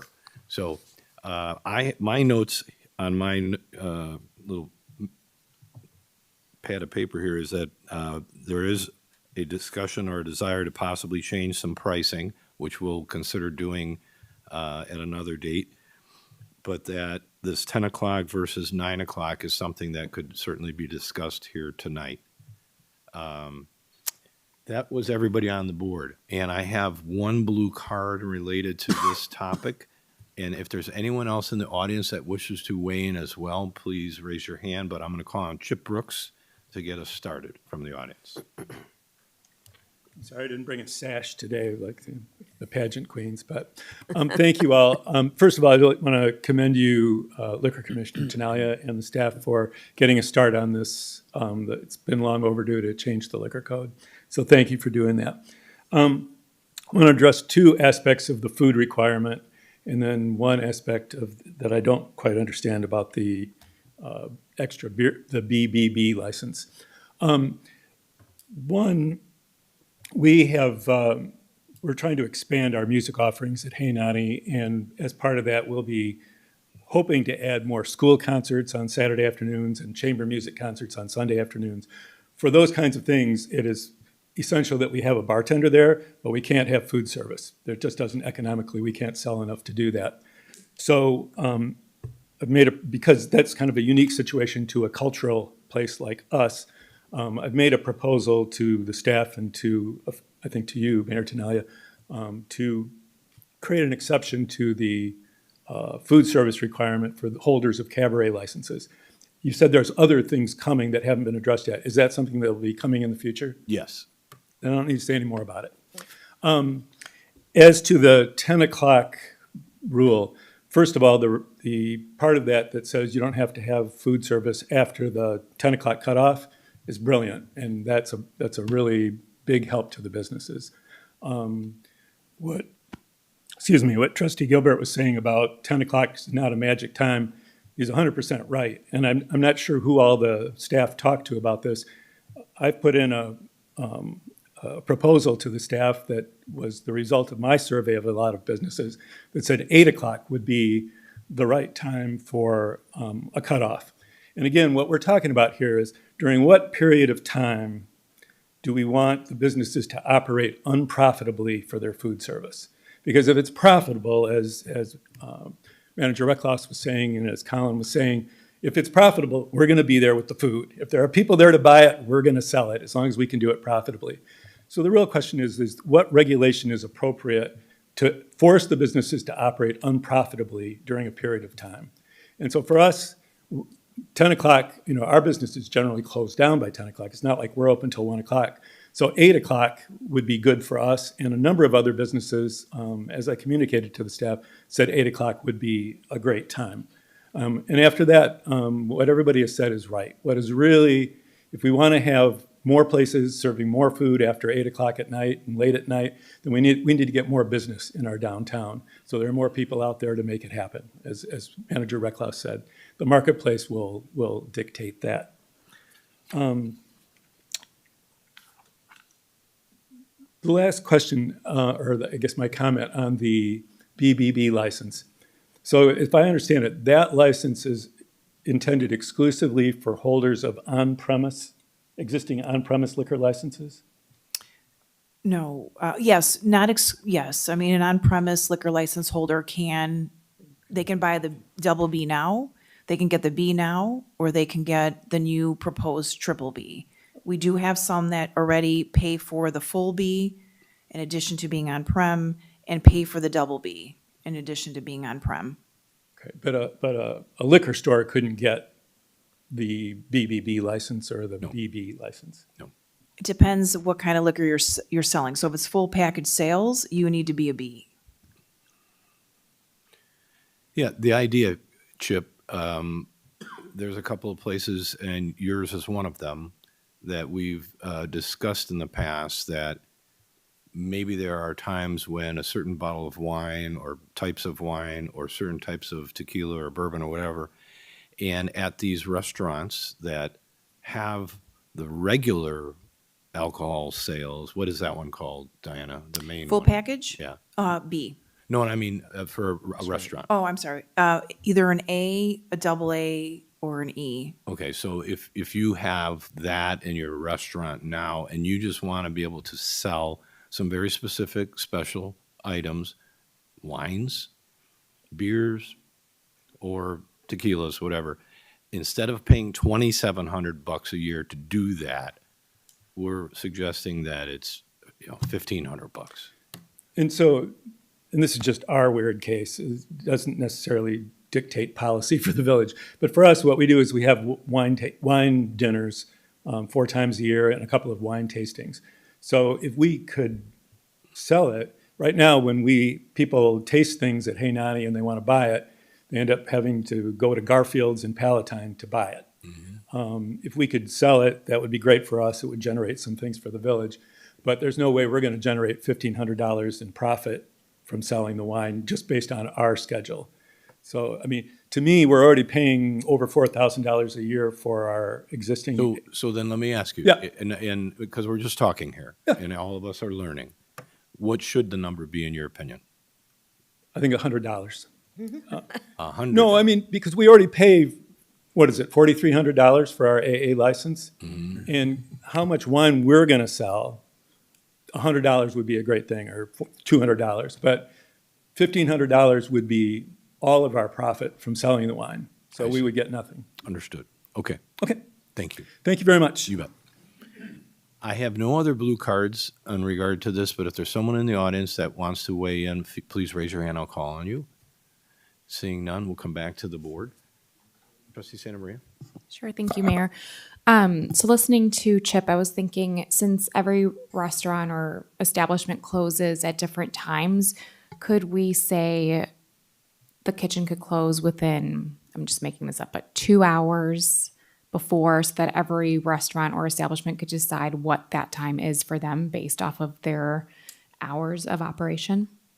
So Give us an example. Would you? So if Chip says that they close at 10, they could, and we decide you can stop selling food 2 hours before, but maybe Big Shots is open till midnight, so they can stop selling at 10, so that every establishment can make up what's right for them based off of the food sales. You could look at it that way. I can tell you that places like Cortland's, who are open till what are they, 1 o'clock or past 1? They have a 2 a.m. 2 a.m. license, but they could be closed earlier than that. Yeah, they would like to stop selling food at 9. Okay.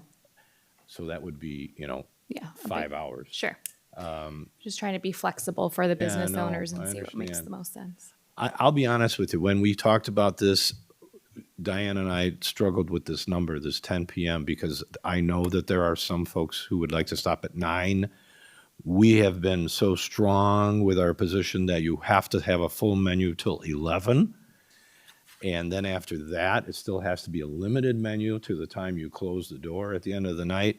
So shutting everything down at some specific time was like, okay, well, 10 is kind of like in the middle there. But if this board says 9 o'clock is the right time, then that is fine with me. Mayor? There you go. I think I heard something. You opened up the window. Pardon me, sir. It's Liquor Commissioner to you, sir. Mr. Liquor Commissioner, Go ahead. I'd like to make an amendment. All right, there's a motion on the floor right now from Trustee Dunnington and seconded by Trustee Schwingbeck to accept all 4 of these as they are. And if I have that correct, now you're suggesting that you make an amendment to that motion. Correct. I would like to make an amendment that food service stop at 8 p.m. At I'll 8 second. p.m. Okay. Is there a second on the 8 p.m.? Yes, second. Second from Trustee Manganaro. So I'm going to amendment Gilbert and Manganaro. All right. Let's have discussion on that. For the 8 o'clock change from 10 o'clock, it's just affecting the one category that allows kitchens to then close at 8 o'clock, if they choose to. No one's forcing anybody to close a kitchen, and anyone can stay open until 2 in the morning if they want to. But the kitchen can close, according to this amendment, at 8 o'clock. Trustee Dunnington. Just a question. So in the past, our rule has been that there's a late night menu. Right. And so would it make sense for like 8 to 10 be kind of a late night menu and then 10 is the end? I think it's part of the problem is administration of all of this. I think if you talk to staff, it's really hard. I mean, even right now, if you go downtown Arlington Heights, Thursday night, Friday night, whatever, you're going to find restaurateurs that are just not following the ordinance.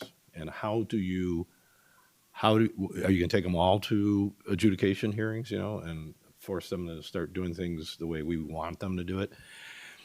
So I would say my initial thought is let's make this as simple as we can so that it can be administered as easily as it can. And that doesn't mean we can't ever change it. Thoughts? Trustee Bertucci. I think that it also has to do with the staffing and needing, you take that, I know it's only a couple hours maybe, but a couple hours each day, each weekend or whatever, off the payroll can make a difference. I was thinking Trustee Gilbert would throw out 9 o'clock, and then he went for all of it. He just 8 o'clock. I'm going to support 8 o'clock just because of 2 things. Number one, I think it's being asked for not only by current restaurant owners, but previous and now a trustee and Trustee Gilbert, but also what I heard Randy say, and I agree. And he said the market will do what it needs to do, and all we're saying is you can. I'm not saying you have to, but you can. And if there's a market there, they'll stay open after 8 o'clock. But People will find the food if they like I can't tell you how many times I've tried to go eat something at 9:30 or 10 o'clock after an appointment, after a meeting, and there may be just one restaurant downtown that's still serving food. I hear you. Okay. Further discussion from anyone else?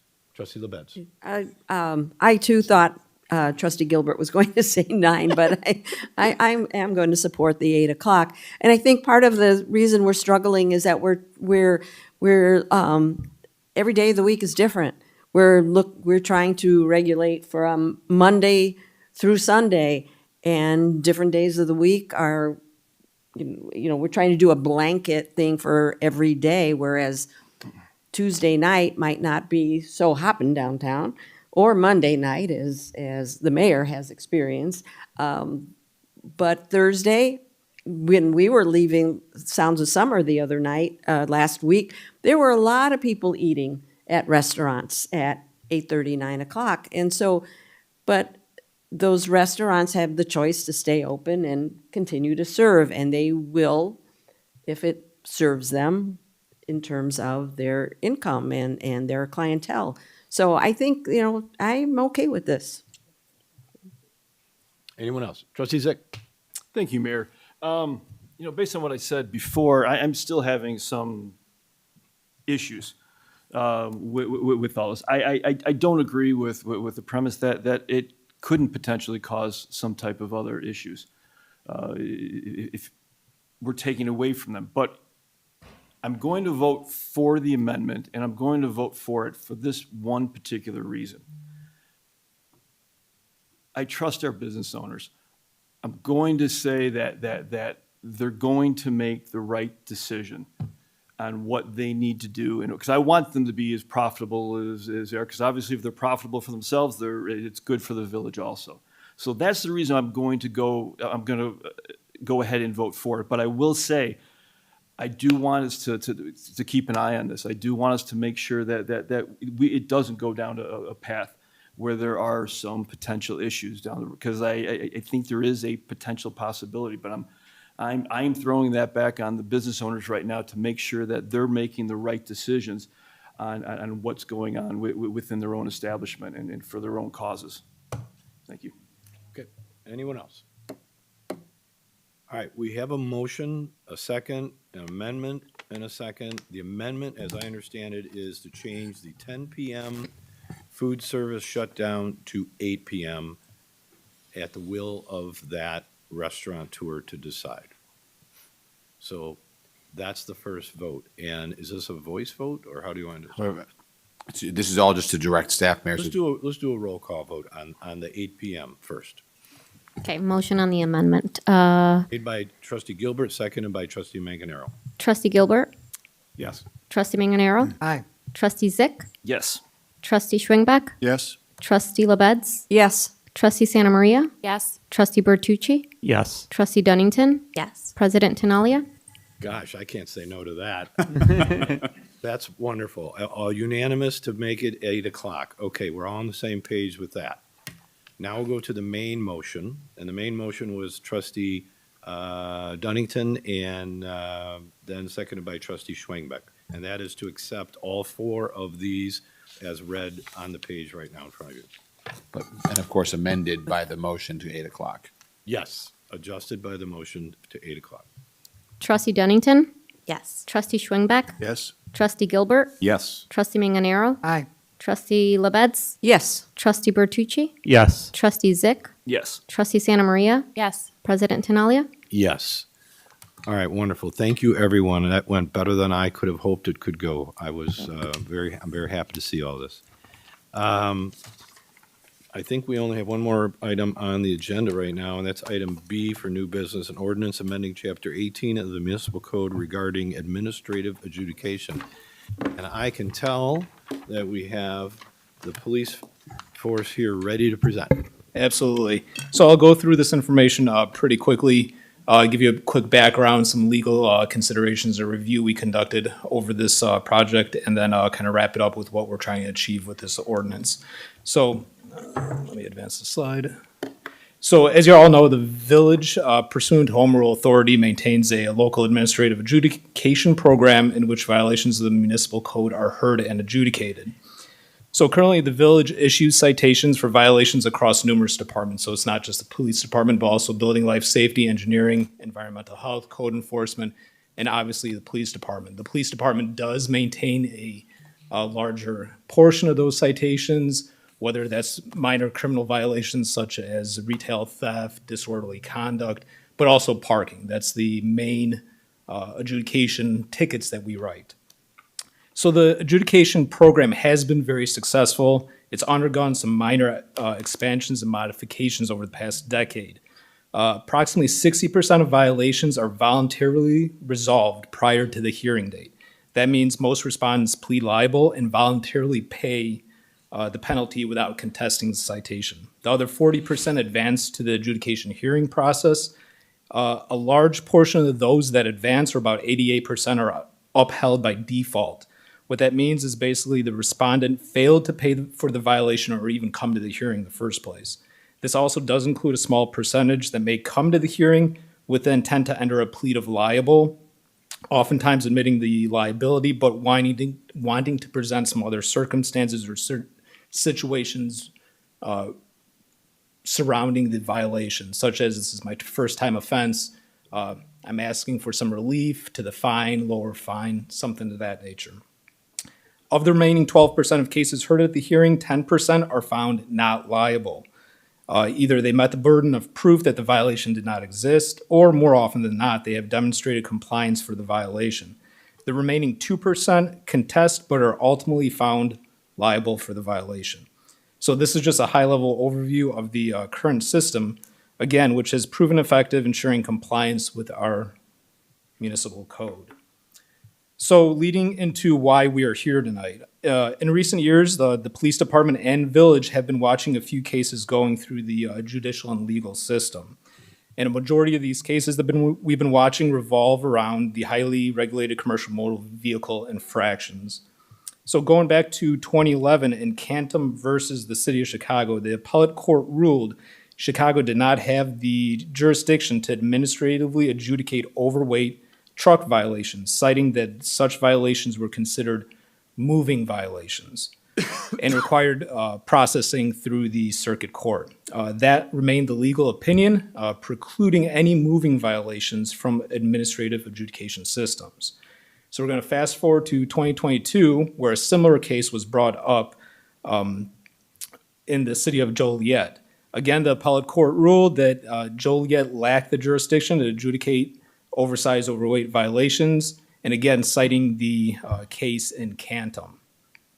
The case was appealed and ultimately brought to the Illinois Supreme Court, who did a deeper dive into the facts and circumstances of the case.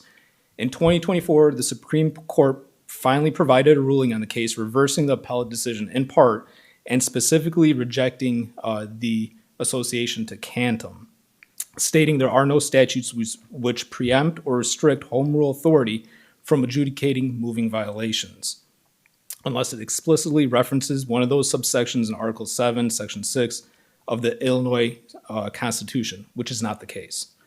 The Supreme Court did rule against the city of Joliet, however, explicitly saying it was not because they did not have the ability to adjudicate moving violations, but rather Joliet's own ordinances required certain violations to be heard in the Will County Circuit Court. So their ordinances required those to go to the circuit court.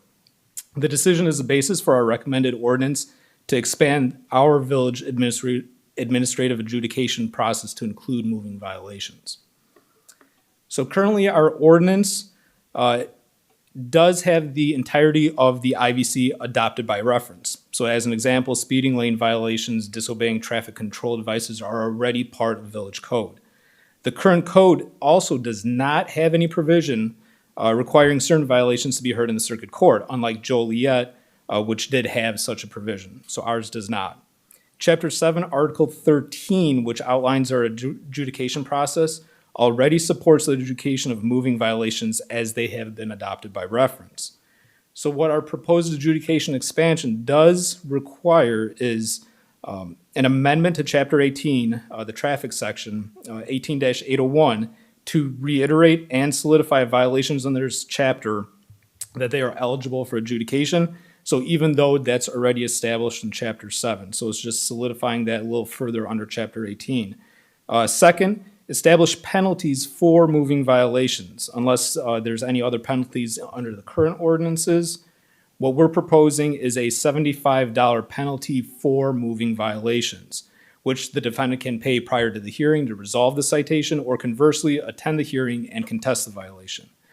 Third, we're requesting a $50 penalty for the current occupant protection and distracted driving violations, which is a $10 increase from the current $40. This is again to further align with our enforcement objectives for compliance. Fourth, the $50 penalty that I just talked about would also apply to our compliance in lieu of citations, or our fix-it tickets, which currently carry a $30 penalty if the defendant does not show proof the violation was corrected prior to the hearing. These are typically equipment violations, such as a burned-out headlight or a missing front license plate. Most defendants correct the deficiency, which does not lead to any type of fine. If you fix it, we'll take that note and get rid of the fine. Finally, we address violations of Chapter 15 of the Illinois Vehicle Code, which governs the size, weight, and load restrictions of commercial motor vehicles, the basis for many of these court cases that we talked about earlier. These violations would require a mandatory administrative hearing appearance where the fine or penalty would be assessed by the hearing officer should the driver be found liable. So why is the police department proposing this expansion of administrative adjudication? Simply, we currently lack in intermediate enforcement options. Right now, we only have two options. Option one, warning citations, either verbal or written. These do not carry any penalty and are reserved for instances where education and request for future compliance might be most appropriate. Warnings are the most desired resolution for the driver is hoping for when they see the red and blue lights in the rearview mirror. However, also, the warnings carry the least enforcement impact. Our second current option that we have is state citations. So in the current form, nothing that we're proposing today, this is the only avenue for written citations that carry a potential penalty for any of the moving violations. As an example, an officer decides to write a citation for a speeding violation. They will write a state citation that is processed through the circuit court. The fine for the citation is $120 for a 20-mile-an-hour or less moving violation, speeding violation, or $140 if its speed's greater. They can either pay for the citation, which would result in a conviction against their driving record and potentially adversely impact their insurance rates. The driver could also attend traffic safety school, a 4-hour in-person or online course, which also includes additional costs on top of the fine already. The driver still pleads guilty for that violation even though they go to the school. It might appear on their record as supervision, but maybe not a technical conviction. Finally, the driver can contest the citation in circuit court, having to take time off of work and school to attend court. If they are found guilty, they are now responsible for any fine associated with the citation, in addition to mandatory court costs, which are now over $250. Funds from these mandatory court costs are distributed across local and state government funds, with the village receiving only a very, very small fraction of those costs. The impact of state citations, therefore, is extremely high with significant financial consequences. So what we were proposing is expanding the administrative process to allow for an intermediate middle option. This would still carry a penalty of $75, which the driver can pay and not have to attend a hearing. The violation would not be reported on their driving record. They can also contest the ticket in person or by mail. So whatever's convenient for them, allowing more flexible options. Should the driver contest the violation in administrative adjudication and be found liable, they can still appeal the decision to the circuit court, which then allows for an additional layer of judicial oversight and adjudication. So an administrative moving violation increases accountability from a simple warning ticket, but recognizes individual circumstances surrounding the violation and the counter. Each one of these options, these three options, have a place in our enforcement continuum, and all are absolutely valid. The expansion to moving violations increases our discretionary enforcement by allowing officers to be fair and equitable based on the circumstance of the violation. Somebody speeding 10 miles an hour over the limit is not the same as somebody doing 20 plus over the speed limit. Being fair in our enforcement decisions is a key component for us to maintain and build trust. If the driver believes the penalty is fair for their action, they are more trusting of the officers and their decisions. The police department is also recommending various other amendments in Chapter 18 as part of our comprehensive review. We are recommending amending Section 18-211 to clarify some locations where commercial motor vehicles may park and their associated fines. The police department continues to receive many complaints with regard to commercial motor vehicles, which more often than not are semi-trucks parking in streets and in residential areas for convenience, just to avoid paying commercial vehicle parking in designated industrial lots designed for that purpose. The increase in the fine would further aim to achieve voluntary compliance, making it less economical to pay a parking citation rather than renting commercial vehicle parking off-site. We are also requesting an increase in fire lane violations to $150, which is commensurate with other local and regional fines. Often when officers encounter this violation in the field, the driver is sitting in the vehicle and they kindly ask them to relocate. When a citation is written, it's often those times an officer has been sitting behind the vehicle for a prolonged period of time, and the owner has parked in the fire lane out of personal convenience, blocking public safety access in case of emergency. Finally, the police department is proposing general increases to the parking violations to be more in line with regional parking fines. The village's parking fines have not seen an increase in over 2 decades. Currently, surrounding communities have penalties double that of the current village fines. Again, we are looking to correct behavior for future compliance. Appropriate penalties are part of that equation. To provide some context, I've included some data with regards to some of the most common parking violations written by the police department in 2025. The listed citations account for approximately 90% of the total parking citations we've written. Overnight parking violations are the most common. Following these are a lot of the violations that encompass our downtown parking system, and that's commuter parking, time zone, permit parking. Also, commercial motor vehicle, as I discussed before, that's something that we continuously contend with and receive a lot of complaints. So that's one of our top penalties as well. And as I discussed, fire lane violations, we do write them, but they're not as frequent as one might think. So in summary, the police department feels these changes will provide an additional enforcement option for our officers, increase accountability for violations, and positively impact future compliance for safe driving habits and adherence to the village municipal code. The police department will also like to acknowledge and thank our legal counsel, Mr. Hart Passman, for reviewing the associated case law and assistance drafting the ordinance. Mr. Passman, did I cover everything? Did I miss anything? Keep going on that one, but no, you did great. Okay, perfect. So with that, I'd be happy to answer any questions. If I could add one thing, Mayor. Sure. I just was going to say that a few years back, the only types of items we took at all at administrative adjudication were parking-related matters. And we expanded that to a whole variety of code enforcement items over the last several years. And, at the time, there was some debate, is this going to work? Is this a good fit? And we've had nothing but a good experience with that process, and everything that Deputy Chief Janecki said is 100% true.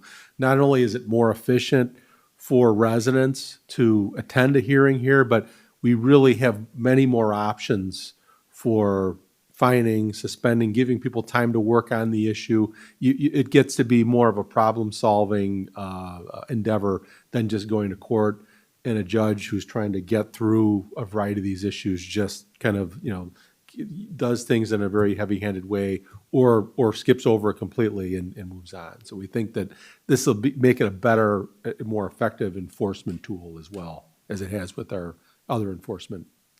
So, well, it's certainly more personal, that's for sure.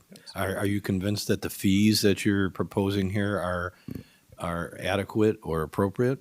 At this time, I think that $75 for a lot of the moving violations is a good middle ground for that type of violation. Yeah. So again, it's part of this whole picture is officer discretion. You know, we're looking at those violations. This is not replacing state citations. That is always going to be for some of the more serious, egregious violations. That is something that based, at the police department, we'll have policy and oversight over that and accountability. So it's not just written under adjudication all the time. So this is more that middle ground where we could kind of fill that gap. All right, very good. All right, we'll throw it to the board here. Questions for anybody on this side? Trustee Schwingbeck. Thank you, Mayor. Thank you for that presentation, Deputy Chief. You know, I don't know if you remember, we talked a little bit about this a few years ago. So by moving in this direction, I know when, say, a speeding ticket or another moving violation was handed out, we had to go to court. There were court fees. And as you mentioned earlier, we didn't get a lot of that. No. That money. And on top of it, we had to send the officer to court. With this adjudication, does the officer not have to go to the adjudication hearing? No, so the officer doesn't have to go to the adjudication. They have to provide some more detailed information basically on their citation, which we have a software program in place that the adjudicator uses. They could go through it. If there's any officer notes, they could add to officer notes. The adjudicating hearing officer can see those notes. So no, this would not require an officer to appear. Can the hearing officer request an officer? Should they have additional questions or concerns? Absolutely. Okay, because that's going to be a savings for us as well. I know you had mentioned at that time that in many of those cases, the officers were going off duty. We were paying them time and a half. Yes. So I think this is wonderful. I think it's good for our residents and equally as good for us to be able to do this where we can clear these things up quickly, make it a little bit more convenient for folks and save some money. Absolutely. Thank you. Sounds like a motion that might want to come out. I'd be happy to. I would move that the village board approve the ordinance amending Chapter 18, Traffic of the Village Code, expanding the types of violations which may be heard locally under the village's administration adjudication programs, and amend certain traffic, parking, and compliance fines to align with public safety objectives and prevailing penalties of the surrounding communities. Second. Okay, motion made by trustee Schwingbeck, seconded by trustee Santa Maria.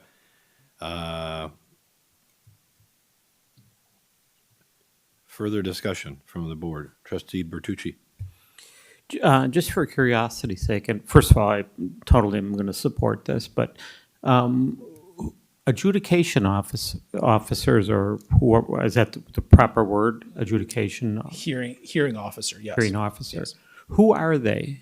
So it's a third party that comes in. So they're essentially attorneys that are allowed or authorized to be hearing officers.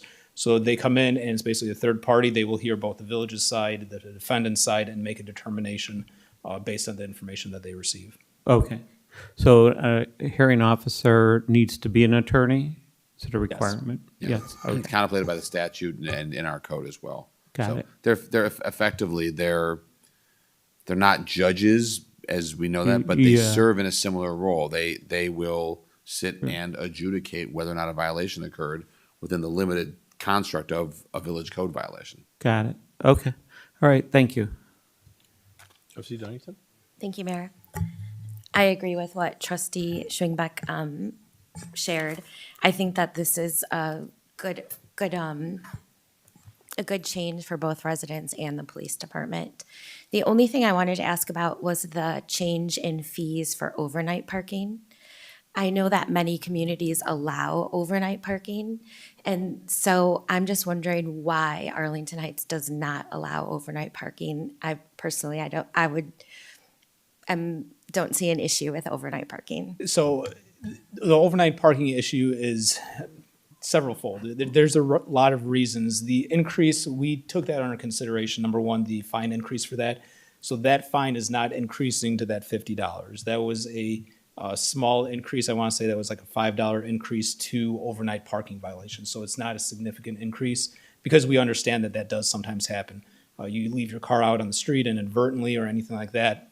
We understand that. But overnight, we want to make sure that we keep the streets clean, cleared out of cars. When our officers patrol the neighborhoods, that's one of their focus for their patrols is the neighborhoods. When you have cars lining the side of the street, number one, we don't know if they're occupied. We don't know if there's somebody, potentially considering a burglary that might be waiting inside the car. The more the streets are cleared, the better it is for us to observe suspicious behavior, especially during the overnight hours.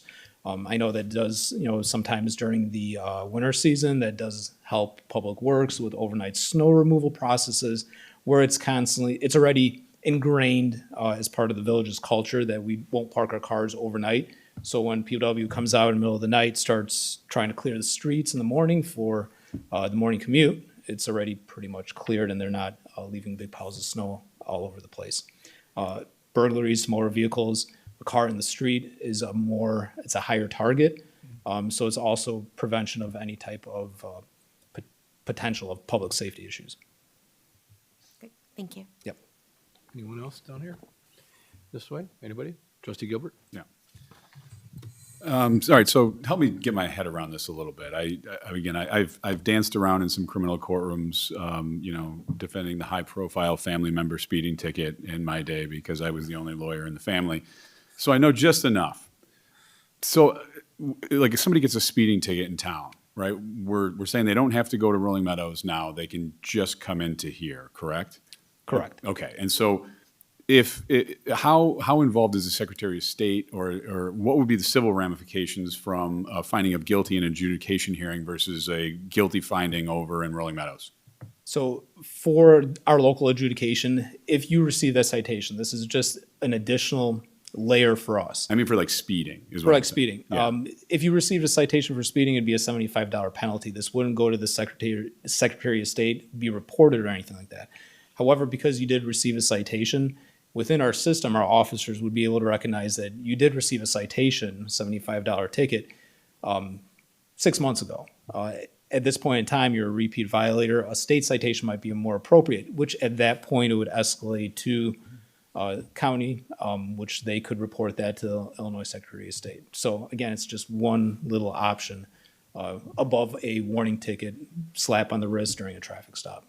So it's above it, but you're not. So you're essentially, what we're doing is allowing our officers to have that little bit stiffer penalty before they get into court. Hart, maybe you can refresh my memory on this, but the way that I understand it is if you get 3 moving violations in a year, your license is subject to suspension by the Secretary of State. Something like that. Something like that, right? So what I'm thinking here is, are we trying to usurp something that has been in play for a reason? Theoretically, someone could get 5 speeding tickets and be given these administrative tickets versus an actual ticket, and then sort of negate the penalties, the civil penalties that go along with that by the Secretary of State because they're not appearing over in Cook County. And to that effect, are we going to allow just a regular attorney to be able to make these decisions, as opposed to the judges that have been elected or appointed and have kind of, earned their right to be in that seat? Are we arbitrarily taking them out of the equation and the policing system that's been involved? You get what I'm getting at? I do. I'll put my own imprimatur on that. I'm not as concerned with the second concern being that, an attorney who's Versus a hearing the officer judge. versus a judge, because as Deputy Chief Trunicki noted, someone who is aggrieved by a decision of a hearing officer has the right under Illinois law to appeal to the Circuit Court of Cook County. So that person can avail themselves of the protections of a elected judge. Ultimately, it may not just be their first stop. In terms of your first concern, Trustee Gilbert, maybe I'm reading between the lines a little bit. I think we'd have to double check whether there are any reporting requirements or reporting opportunities for violations that we would adjudicate here before a hearing officer that otherwise would be counted towards someone perhaps having an adverse impact on their license. And that would be my thing. So if we have somebody in an adjudication hearing and they've racked up 3, adjudication violations in a year, and all of a sudden that hits the Secretary of State and their license gets suspended, or some version of that, but we've essentially taken them out of a courtroom and we've, basically given ourselves the right to take their license away for a year. There's a lack of education out there in terms of people when they come into a room is to be like, yeah, guilty, fine, just get me out of here. Whereas I feel like in a courtroom, a judge is pretty good at explaining that to people, saying, this is your third one, you might want to think about this, kind of a thing. Yeah, so we can definitely look more into it if this ordinance is approved by the board tonight. I will say, and I think that the introduction by the deputy chief laid it out well, the statutes, we're using our home rule authority to do this because of the recent Supreme Court decision in the Camacho versus Joliet case.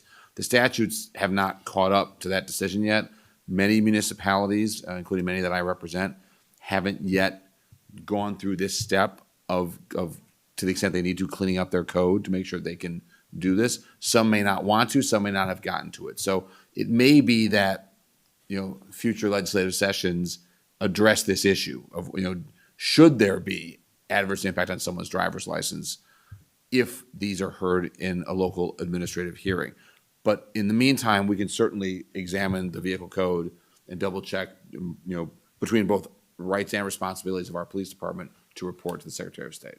Yeah, that's my only real concern with this. And I'm not saying that I would vote against it as a result of that, but there is a process here and there is, due process. People allow their time in court. And I don't want people to be confused to think that this isn't court when it might have the same ramifications of court. Anyone else down this way? Trustee Manganaro? Thank you. DC Cernecki, thank you for the presentation and, excuse me, making this all, I think, quite clear. I have had the chance to go through a couple of the department's training courses over the last year. And one thing I really internalized is that for the department, the point of enforcement is safety. And I like that this gives the officers another tool to determine, I'll say, the intent of the driver. Yes. Trustee Gilbert's comments are well taken. That was one of my questions about serial offenders, and I think you have addressed that. And I think when it comes to people like super speeders who are driving without a license, it's a separate category. I really think that it's great for us to put this tool in your bag. As Trustee Bertucci and Schwingbeck mentioned, this can save us over time. It saves a lot of burden on everyone involved. So I really appreciate you bringing it forward.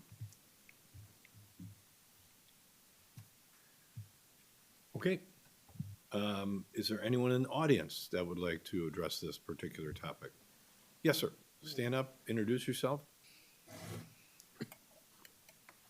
Hello, my name is Norbert Piotrowski. I live here in Arlington Heights. Thank you for letting me the opportunity to talk about this.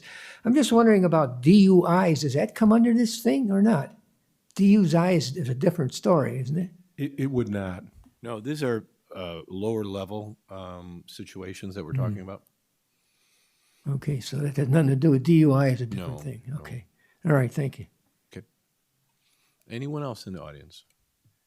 Okay, seeing none, we'll be back to the board. We have a motion from Trustee Schwingbeck, second by Trustee Santamaria. Any further discussion? And I think this is a roll call vote. Trustee Schwingbeck? Yes. Trustee Santamaria? Yes. Trustee Bertucci? Yes. Trustee Zyck? Yes. Trustee Manganaro? Aye. Trustee Dunnington? Yes. Trustee Gilbert? Yes. Trustee LaBedz? Yes. President Tinaglia? Yes. Very well. Motion carries. That wraps up our general agenda. We do have a closed session plan. I think on the agenda it says adjournment first, but that's not accurate, right? Correct. We got to flip these? We should flip them, yes. Did I catch that? That was a good catch. I did Mayor. catch that, didn't I? All right. So we're not going to adjourn right now. We're looking for a motion, right? Manager Reckloff, do you want to explain? We would be respectfully asked that that the board enter a closed session per 5 ILCS 120/2C11. Litigation when an act against or affecting on behalf of the village has been filed and is pending before a court or administrative tribunal, or when the board finds that an action is probable or imminent. Also 5 ILCS 120/2C21, discussion of minutes lawfully closed, whether for the purposes of approval of the minutes or the semi-annual review of the minutes. Okay, so do we have such a motion? So move. Motion made by Second. trustee LaBedz, seconded by who? Zyck. Trustee Zyck. All those in favor say aye. Aye. Mayor, we Is do it a roll call vote? I blew it after all, didn't I? Maggie, please help us out here. Trustee LaBedz? Yes. Trustee Zyck? Yes. Trustee Santa Maria? Yes. Trustee Schwingbeck? Yes? Trustee Bertucci? Yes. Trustee Dunnington? Yes. Trustee Manganaro? Aye. Trustee Gilbert? Yes. President Tinaglia? Yes, thank you. Motion carries. We will be moving into closed session and not reporting out. Thank you, everyone, for tuning in.